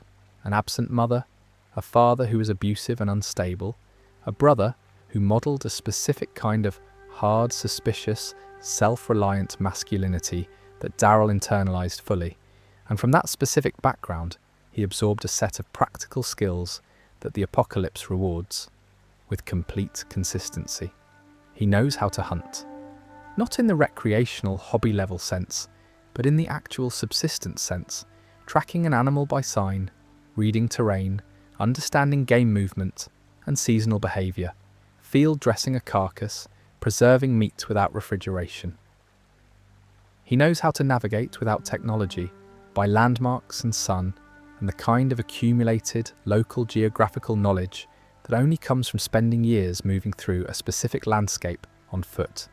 He knows how to sleep rough, how to build a fire without a lighter, how to move quietly through undergrowth. These are skills that take years to develop, and that almost no one in a modern urban or suburban environment has in any functional form. His crossbow is not an aesthetic affectation, it is a silent ranged weapon with recoverable ammunition, both of which are critical properties in a world where firearm noise attracts walkers and manufactured ammunition is running out. He chose it before the outbreak, probably, for different reasons. But its advantages in the current world are real. Michonne is the show's most formally trained fighter, though the show is relatively sparing with the details of that training. A skilled sword fighter and martial artist before the outbreak, which is, in the pre-collapse world, an unusual thing to be, she has a physical discipline and a tactical vocabulary for close quarters engagement, that is, in a world where silent, blade-based combat has enormous advantages over firearms, extraordinarily valuable. She also has something that is harder to name, and that the show depicts primarily through observation rather than explanation: a capacity for strategic patience. She endured the immediate aftermath of the outbreak alone, losing her partner and her son, and she rebuilt herself into a functional survivor, not through denial of what happened, but through a specific, quiet, determined adaptation to what the world actually was. The walker escort camouflage she develops, the armless, jawless walkers on chains, is the best single illustration of her particular kind of intelligence. She did not do this by following a protocol or applying a training framework. She figured out the operating rules of the world she was in, from first principles, and built a solution from those rules. That capacity to observe a system, understand its rules, and derive novel solutions from those rules is rare, and is not primarily a product of training. It is a specific cognitive ability that some people have and most do not. Carol is the show's most important character for this particular discussion, because she is the one who most closely resembles where most people start. She begins the show as a domestic abuse survivor with no tactical capability, no physical confidence, and a self-image that has been systematically dismantled over years of sustained psychological and physical harm. She is quiet, deferential, subordinate. She apologizes constantly. She keeps her head down. By season 5, she has become one of the most lethally effective members of the group. Not in spite of who she was at the start, but, the show argues, because of the specific kind of resilience that her prior experience produced. Carol's transformation is the show's argument that survival capability is not only innate, it can be built, it can be chosen, but it costs something real. And what it costs is not nothing. And the show follows Carol long enough to show you the bill arriving. Here is a fun detail about Carol that tends to get overlooked in discussions of her arc.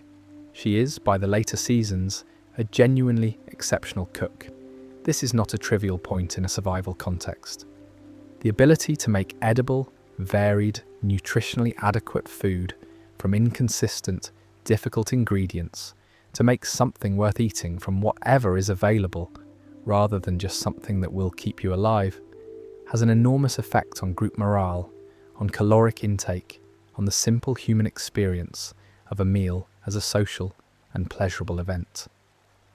Carol's food is explicitly depicted as something the group values and looks forward to, in a world that has stripped away almost every ordinary pleasure that matters more than it might initially seem.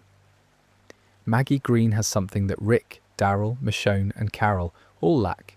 She grew up in a functioning agricultural operation run by a knowledgeable, capable family.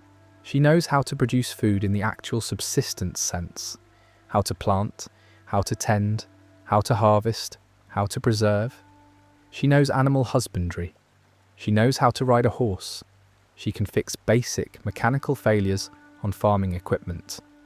These skills, worth relatively little in the pre-collapse economy, become foundational to every stable community the show depicts, from season 3 onward. Herschel's medical knowledge and Maggie's agricultural knowledge are, in combination, more practically valuable than almost any other skill set the show introduces. And then there is Glenn, whose value is not a training or a background in the conventional sense, but a specific contextual knowledge. He navigated Atlanta's streets on a bicycle as a pizza delivery worker before the outbreak. He knew the city's layout, traffic patterns, and access routes better than anyone else in the group. His supply run expertise, the ability to get in, find the target and get out, is built on that prior geographical knowledge. It transfers partially to other urban environments. But it is fundamentally a product of knowing this specific city. What does the average person bring to this world? Usually, something.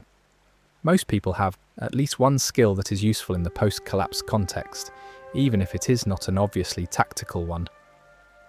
Teaching, if there are children to teach and a stable enough community to run a school.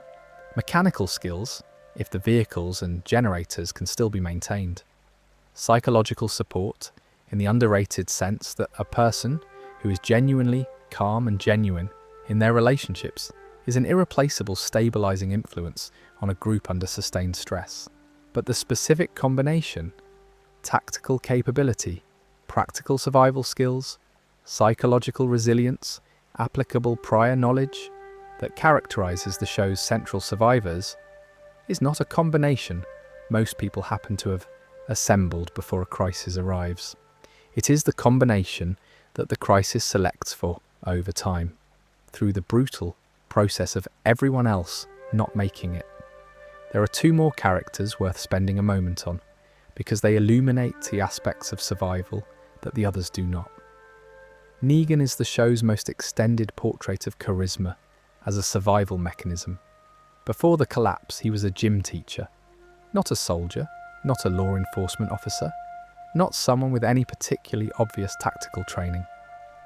What he brings to the post-collapse world is an understanding of group psychology that is, at the operational level, genuinely sophisticated. He understands how to create loyalty, how to manage fear, how to use theatre to communicate power, how to structure an organisation so that it produces consistent behaviour from its members without his constant direct intervention. The saviour's work in the narrow organisational sense of working, because Negan has built a system that functions even in his absence, which is something that relatively few of the show's other community leaders have achieved. His personal philosophy is, underneath the performance, fairly clear-eyed about the world. He believes that the capacity for violence defines social hierarchy in the absence of law, and he is not wrong about this. He believes that structure, any structure, even one built on terror, is preferable to the chaos that comes without it, and the show does not entirely disagree. What the show disagrees with is the terror, the deliberate humiliation, the use of violence not just as a tool but as a statement. Lucille as a public performance of what happens when the rules are broken, delivered in front of families and children. The violence is not incidental to Negan's system. It is the demonstration that makes the system credible. And that is the thing the show ultimately cannot forgive, and neither can we. Herschel Green deserves a moment here as well, because he represents the survival archetype that gets the least dramatic attention, but that may, over the long term, be the most important. A veterinarian in his 60s, a recovering alcoholic, a man whose faith has been tested by everything the world has done to it, and who has maintained it anyway. Herschel is not a fighter. He can handle a weapon when necessary. He's not primarily useful in that capacity. He is useful because he understands biological systems, because he can make medical decisions under pressure without panicking, because he has decades of experience managing life and death situations in a practical context, and because he has a steady, clear-eyed equanimity in crisis that is disproportionately valuable in a group under sustained stress. He is also, and the show depicts this with real consistency, the moral compass of the group during its middle period. Not in a sanctimonious sense. He is not above criticism, not above the hard choices. He makes hard choices himself, repeatedly. But he thinks about them. He does not drift. He does not let the drift happen without noticing and questioning it. The group's collective moral coherence in seasons 3 and 4, their ability to maintain something worth calling ethics in a world that makes ethics difficult, is substantially Herschel's work. His death in the mid-season finale of season 4 is the single most devastating loss in the show's run, I think, precisely because it removes that function from the group, and the absence is felt immediately and persistently in everything that follows. The Walking Dead's timeline spans roughly 12 years of story. The series begins approximately 2 months after the initial outbreak, and the final episodes of the main series are set somewhere around 12 years post-collapse. This is unusual for a survival narrative. Most of them stop when the immediate crisis is resolved, or transform into a different kind of story once the characters have achieved basic security. The Walking Dead keeps going, and what it finds in the long game is qualitatively different from what survival narratives usually explore. The world looks different in year 5 than it did in year 1, physically different in specific ways. The earliest turned walkers, the ones who reanimated in the first days of the outbreak, are by year 4 or 5 substantially decomposed. Slower, less coordinated, easier to evade and easier to destroy. The densest concentrations of walkers in urban areas have been thinning as years of fighting and natural dispersal have reduced their numbers. The most immediate, most overwhelming threat of the first year has moderated somewhat. But resource availability has moderated in the opposite direction. The usable supplies in accessible abandoned locations, the canned food, the medical supplies, the fuel, the tools, have been depleted by years of scavenging by every survivor group in the region. Finding what you need requires going further, taking more risk, working harder for a smaller return. The easy scavenging that characterized the first years is over. What remains is harder to find and more contested when you do find it. The physical infrastructure has continued to deteriorate. Buildings that were structurally marginal in year 1 are now dangerous. Roads that were passable are now blocked by 5 years of unmanaged vegetation and debris. Vehicles that could be started and driven in year 2 are, by year 5 or 6, largely non-functional. Fuel degraded, rubber perished, batteries dead. The window in which the pre-collapse technological infrastructure was usable is in most respects closed. This creates a gradual, irreversible shift in how survival works. The early years are about scavenging the remnants of the pre-collapse world.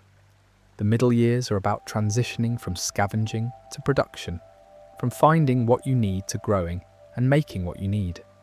The late years are about a world in which the pre-collapse infrastructure is no longer a usable resource in most respects, and survival is built entirely on what has been produced and maintained by survivors rather than inherited from the world before. The show follows this arc loosely. The prison's agricultural courtyard in season 3 to 4 is the first serious depiction of survivor-produced food. The Hilltops farming operations in seasons 6 to 7 are more developed. By the Commonwealth episodes, there is a functioning agricultural system that supports a city of tens of thousands. The arc is real, and the timescale is roughly accurate. Transitioning from scavenging to production takes several years of community stability to accomplish. What the long game does to people is the more interesting question, and the one the show is most consistently interested in. The psychological adaptation required to survive this world for years, not days or weeks but years, involves changes that are not fully reversible. The show depicts this honestly across multiple characters, and the pattern is consistent. The people who survive a long time are not the people who remain unchanged. They are the people who change in specific, functional ways and manage to hold on to enough of their original selves to retain the reasons they wanted to survive in the first place. The specific changes the world produces in long-term survivors are relatively predictable in outline. Hypervigilance, the inability to fully lower situational awareness even in safe environments, because the body has learned to treat safety as temporary. Emotional compression, a reduction in the range and intensity of emotional expression, not from loss of feeling, but from a learned habit of not making noise, not making oneself visible, not attracting attention. A specific, functional detachment from loss. The ability to acknowledge a death and keep moving, because the alternative to keeping moving is not surviving to feel the grief later, and a fairly universal difficulty with trust, which is both rational and isolating. Michonne, by season 3, has all of these qualities to a visible degree. She is extraordinarily capable and almost entirely closed. Rick has most of them by season 5, expressed differently. Carol has a version of them that is more deliberate. She uses that emotional compression as a tool, performs the domestic normalcy of the pre-collapse world as camouflage, and only drops the performance under specific conditions. Daryl has had them, in rough form, since long before the outbreak. The prior life he lived produced the same adaptations before the world required them. What the long game also produces in characters who make it that far is a specific quality of exhaustion that is not physical. It is cumulative grief, the weight of the specific number of specific people you have lost over years of this world, the particular names and faces and moments that accumulate in the mind over time.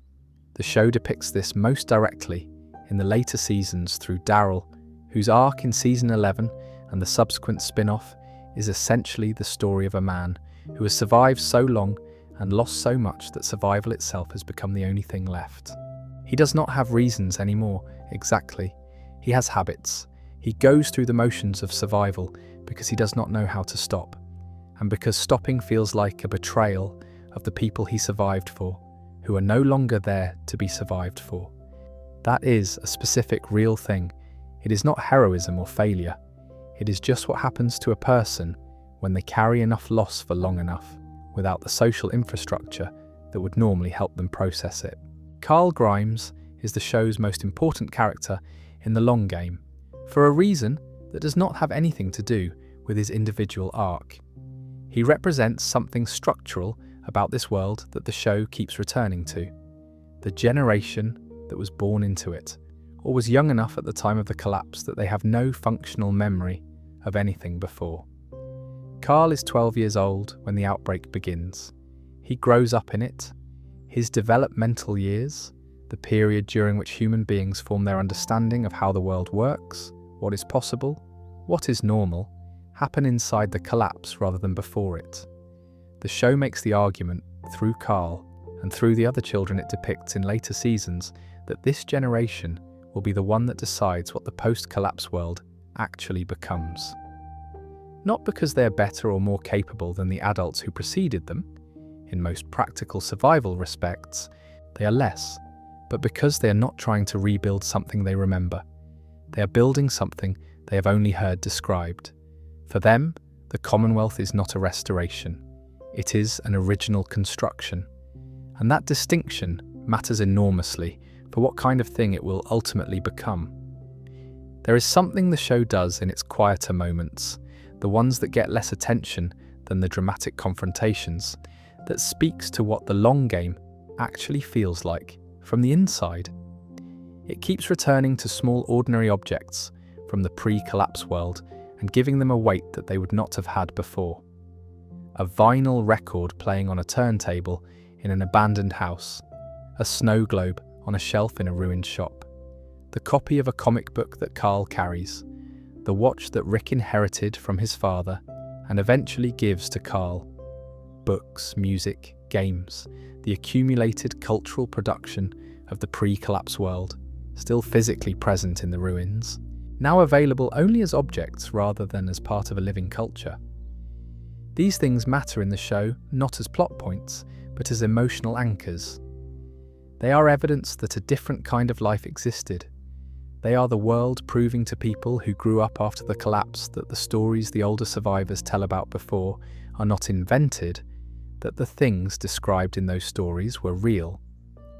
They carry a specific kind of grief for the people who knew what they were, and a specific kind of wonder for the people who did not.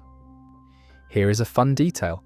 The show is fairly careful in its later seasons about showing that some of the skills and knowledge of the pre-collapse world are being deliberately preserved and transmitted. People are teaching children to read. Maggie is teaching agricultural practice. Eugene, for all his many faults, is genuinely useful as someone with scientific and engineering knowledge. The transmission of knowledge across generations, the process by which a culture maintains and extends its understanding of how the world works, is happening imperfectly and incompletely inside the survivor communities. It is not taken for granted. It is a deliberate project that specific people are doing because they understand that without it, the long-term possibilities narrow considerably. That project, the deliberate preservation and transmission of knowledge across the collapse, is in some ways the most important thing happening in the show's later seasons. More important than the political conflicts, more important than the faction wars. It is slower, quieter, less visible. But it is the actual long game. The Walking Dead at its core was never really about surviving walkers. This is probably obvious to anyone who has spent significant time with the show, but it is worth saying plainly because it shapes everything about how to read what the show ultimately argues. The walkers were always an externalization of something else. A way of making visible and concrete the question the show was actually interested in, which is, what do people owe each other when there is nothing enforcing the obligation? Not law, not social pressure, not the ambient accountability of living in a community where your reputation follows you and your behavior has consequences that outlast the immediate moment. Not even the basic certainty that there will be a tomorrow in which the people you harm today will remember it. In a world where all of those structures are gone, where survival is daily and uncertain, and the cost of anything can become everything without warning, what, if anything, is left of what human beings owe each other? The show's answer is not a simple one. It shifts across seasons, under different showrunners, through different character arcs, but the cumulative weight of it, across hundreds of hours of story and every iteration of this world, points in a fairly consistent direction. The obligation does not disappear when the enforcement disappears. It becomes harder to honor. It becomes more expensive. It competes, constantly and urgently, with the simpler logic of immediate survival. But it does not go away. The characters who abandon it entirely, who decide that the only relevant metric is their own continued existence, do not, in the show's long view, build anything worth having. They survive. They do not flourish. This is not a sentimental argument. The show is not saying that kindness wins. It is saying something more specific, that communities built without the obligation, without some functional equivalent of the question, what do we owe each other, are less stable, less productive, less resilient, and ultimately less survivable in the long run than communities that maintain it. The obligation is not just ethical, it is strategic. The Saviors collapse not primarily because Negan is cruel. Cruelty is not inherently, strategically unsustainable, but because the specific form of his cruelty systematically destroys the trust and dignity that make collaborative communities functional. He hollows out the mechanism that makes his system work. This is the thing about The Walking Dead's world that takes the longest to come into focus, and that the show earns over its full run rather than stating in the first season. The question of survival and the question of what kind of person you're willing to become in order to survive are not separate questions. They are the same question. What you are willing to do to survive shapes what you will have built when you have survived, and what you have built determines whether survival was, in the end, the thing you were actually after. Rick Grimes understands this by season 5, and the understanding costs him. He has become someone who is capable of almost anything in service of the people he loves, and he is not comfortable with that. He does not celebrate it. He keeps trying to draw lines and finding that the lines have moved since he drew them. What makes him worth following across 11 seasons is not the capability. There are more capable people in the show. It is the discomfort, the persistent, non-negotiable discomfort with what survival requires. The refusal to stop asking the question, even when the question is inconvenient. Michonne's arc in the later seasons is, I think, the show's most complete portrait of someone who has answered this question and arrived at a position they can actually live inside. She went through a period of near total closure after the early deaths of Mike, of her son, of the life she had. She rebuilt slowly and without much sentimentality into someone who is both completely capable and genuinely connected. She has not resolved the tension between those things. She has just learned to hold both simultaneously, without pretending that one removes the need for the other. There is a conversation between Michonne and Rick in Season 3, after they have been through enough together that each has evidence for what the other is, where she says something to the effect that the people who are still alive after everything that has happened are still people. Still the people they were, underneath what the world has done to them. The show does not fully agree with this. It knows that the world changes people in ways that are not always reversible. But it takes the aspiration seriously. The aspiration to remain underneath the adaptation. The person you were before the world required you to become someone harder. Now, let us come back to the original question one more time with everything we have been through in mind. Why would you not last a day in The Walking Dead's world? Not because you lack courage. Courage is not primarily what that world requires. Not because you're not physically capable. Physical capability matters less than most people assume, and diminishes less quickly than most other resources. Not because you're not clever enough, or resourceful enough, or determined enough, because surviving in that world requires a combination of things that most people, through no fault of their own, do not happen to have assembled before a crisis arrives. Practical skills developed over years in contexts that produce them. Psychological resilience built on prior experience with genuine adversity rather than theoretical preparation. The specific kind of luck that puts you in proximity to people who know things you do not, early enough to matter. And the ability, which is rarer than it sounds, to make fast, high-stakes decisions in the dark with incomplete information, and live, functionally, not just technically, with the consequences. The people who survived The Walking Dead's world were selected by a process that has nothing to do with virtue or worth. They happened to have the right combination of things at the right time, in the right place. Some of them, Daryl, Michonne, Carol, had been through prior adversity that produced useful capabilities. Some of them, Rick, Glenn, Maggie's family, had prior knowledge that transferred well to the new conditions. Some of them just survived long enough to learn what they needed to learn, which required surviving long enough, which required luck. This is not a small thing to acknowledge. The show never quite says it this plainly, but it is written into the structure of everything it depicts. You cannot read The Abandoned Highway in Episode 1, all those families who tried to leave and could not, without understanding that the distance between Rick Grimes and the person sitting in the front seat of a stalled car on that highway is not primarily a matter of character or capability. It is a matter of circumstance. Rick was in a hospital when the collapse happened. He had already survived his immediate danger, involuntarily, simply by being unconscious.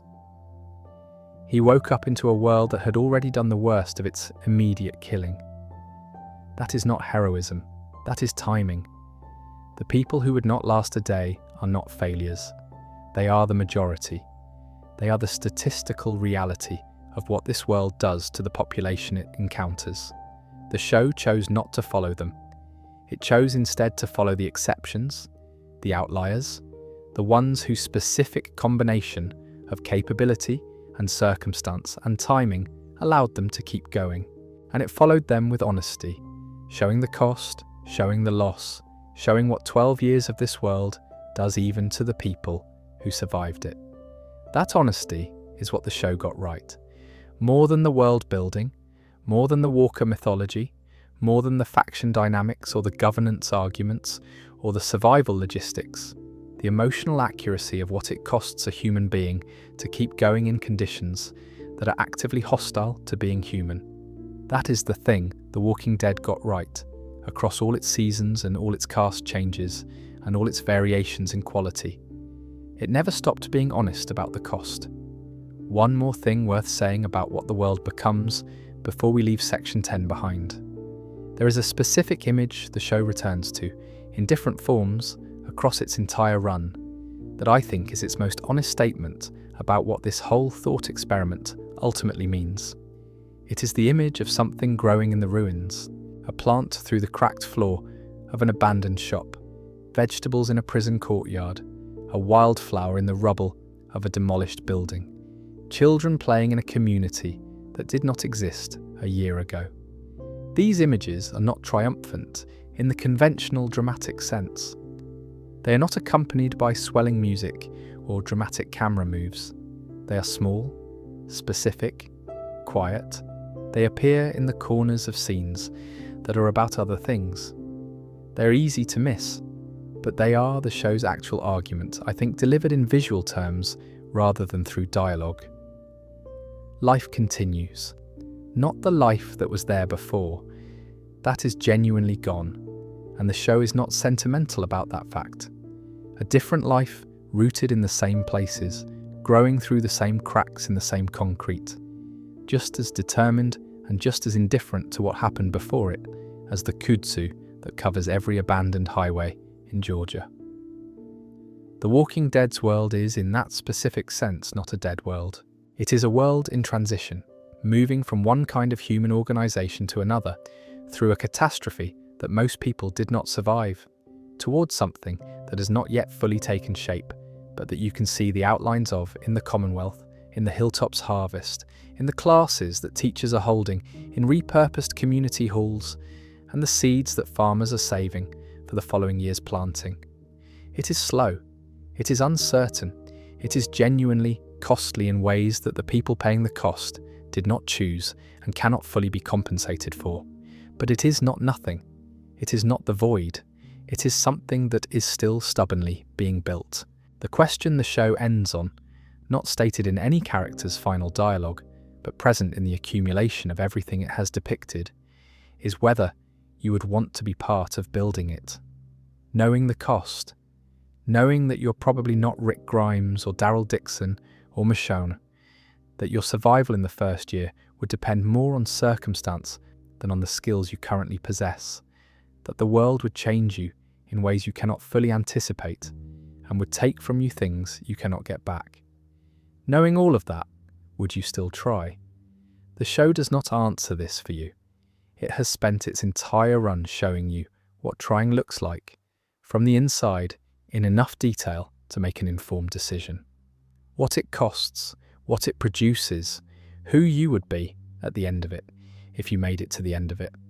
And it leaves the question open, which is the correct place to leave it, because it is ultimately a question about what you think human beings are for, whether the effort is its own justification or whether it requires something else, some guarantee, some promised outcome, before it is worth making.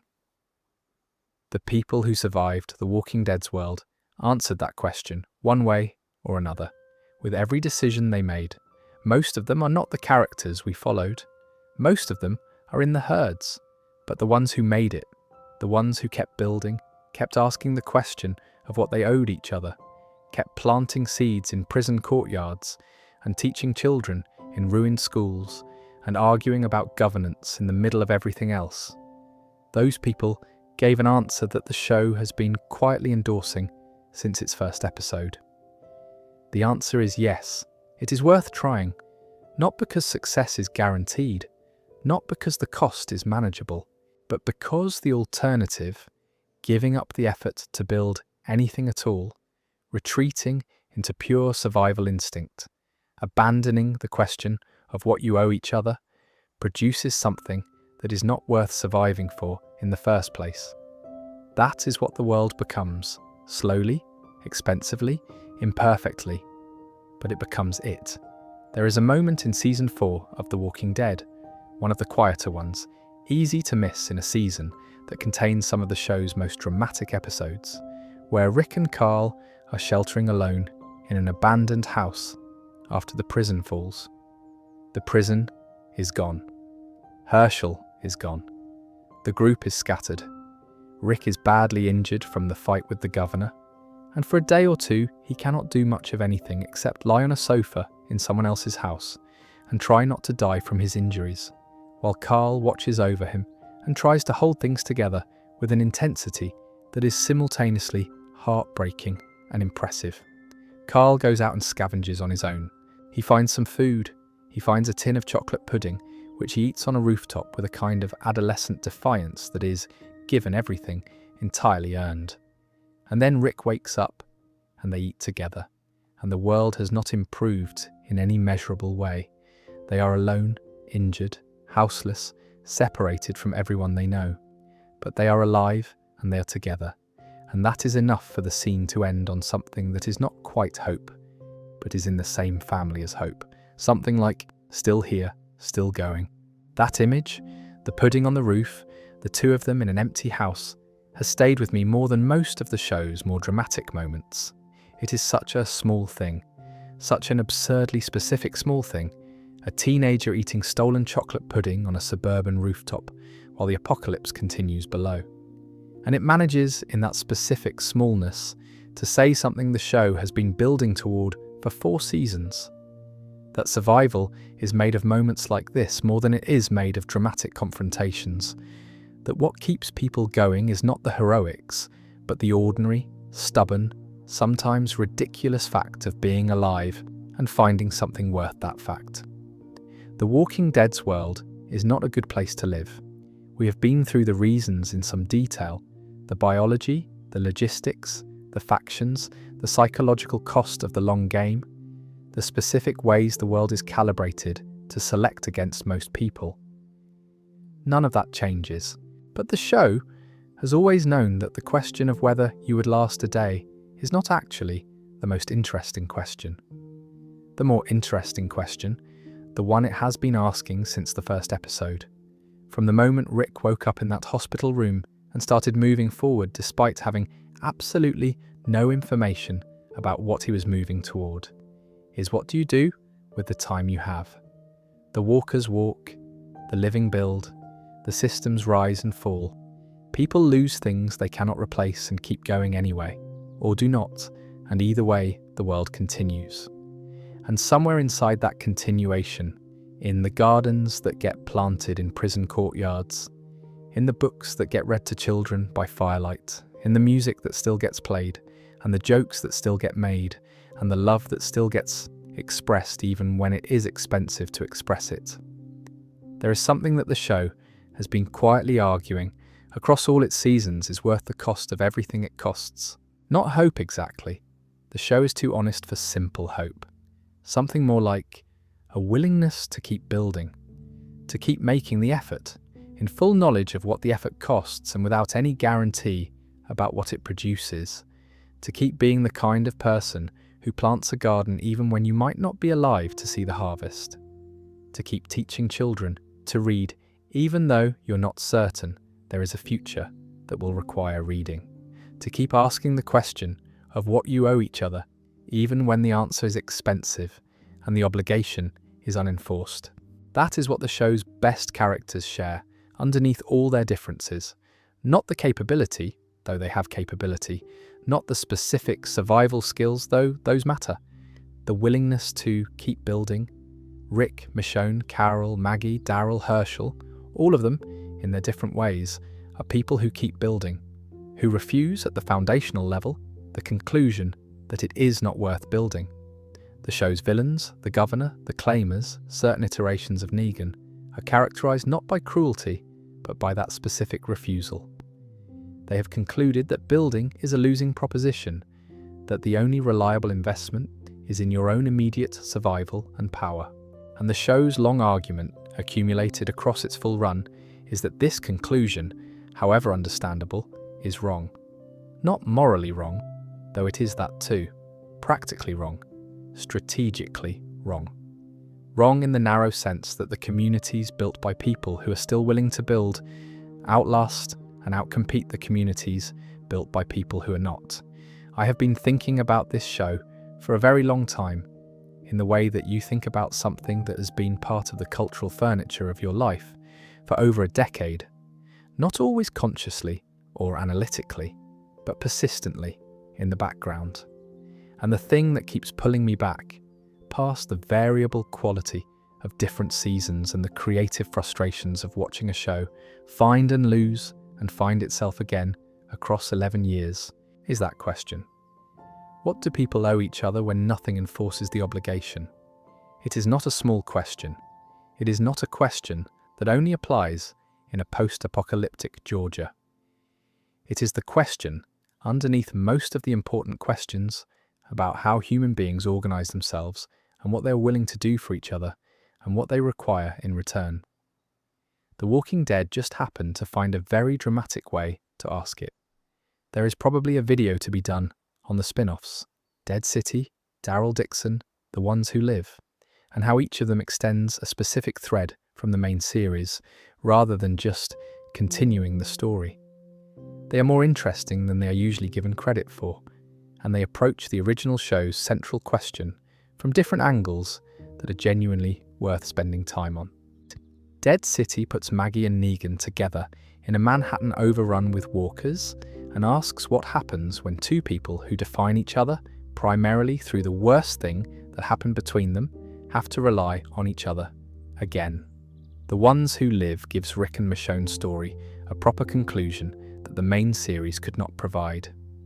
Daryl Dixon sends its most taciturn character to a country whose language he does not speak, among people whose faith he does not share, and watches what he does with that displacement. I will get to all of them. There is almost certainly a video to be done on the comic series specifically, on how Robert Kirkman's ending, which he delivered in issue 193 with almost no advance warning, changes the meaning of everything that preceded it, and on why the show's decision not to adapt that ending was probably the right call for the show, even if it was the wrong call for the thematic coherence of the franchise. That is a more complicated conversation, and a good one. But for now, this is where we land. In a world that ended quietly and rebuilt slowly and asked its survivors over and over to keep deciding what they were willing to do and what they were not. A world where the walkers walk and the living keep trying, badly and imperfectly and at great personal cost to build something worth all of it. You would not last a day, neither would most of us. But the people who did, and the people who still are, 12 years on in the Commonwealth, and on the road and in the places the show has not yet visited, they are not lasting because they are exceptional. They are lasting because they decided one more time to keep going, and then one more time after that, and then once more. That turns out to be enough. Not always, not reliably, but often enough to matter. If you enjoyed this video, make sure to subscribe. Thanks for watching, and I will see you in the next one.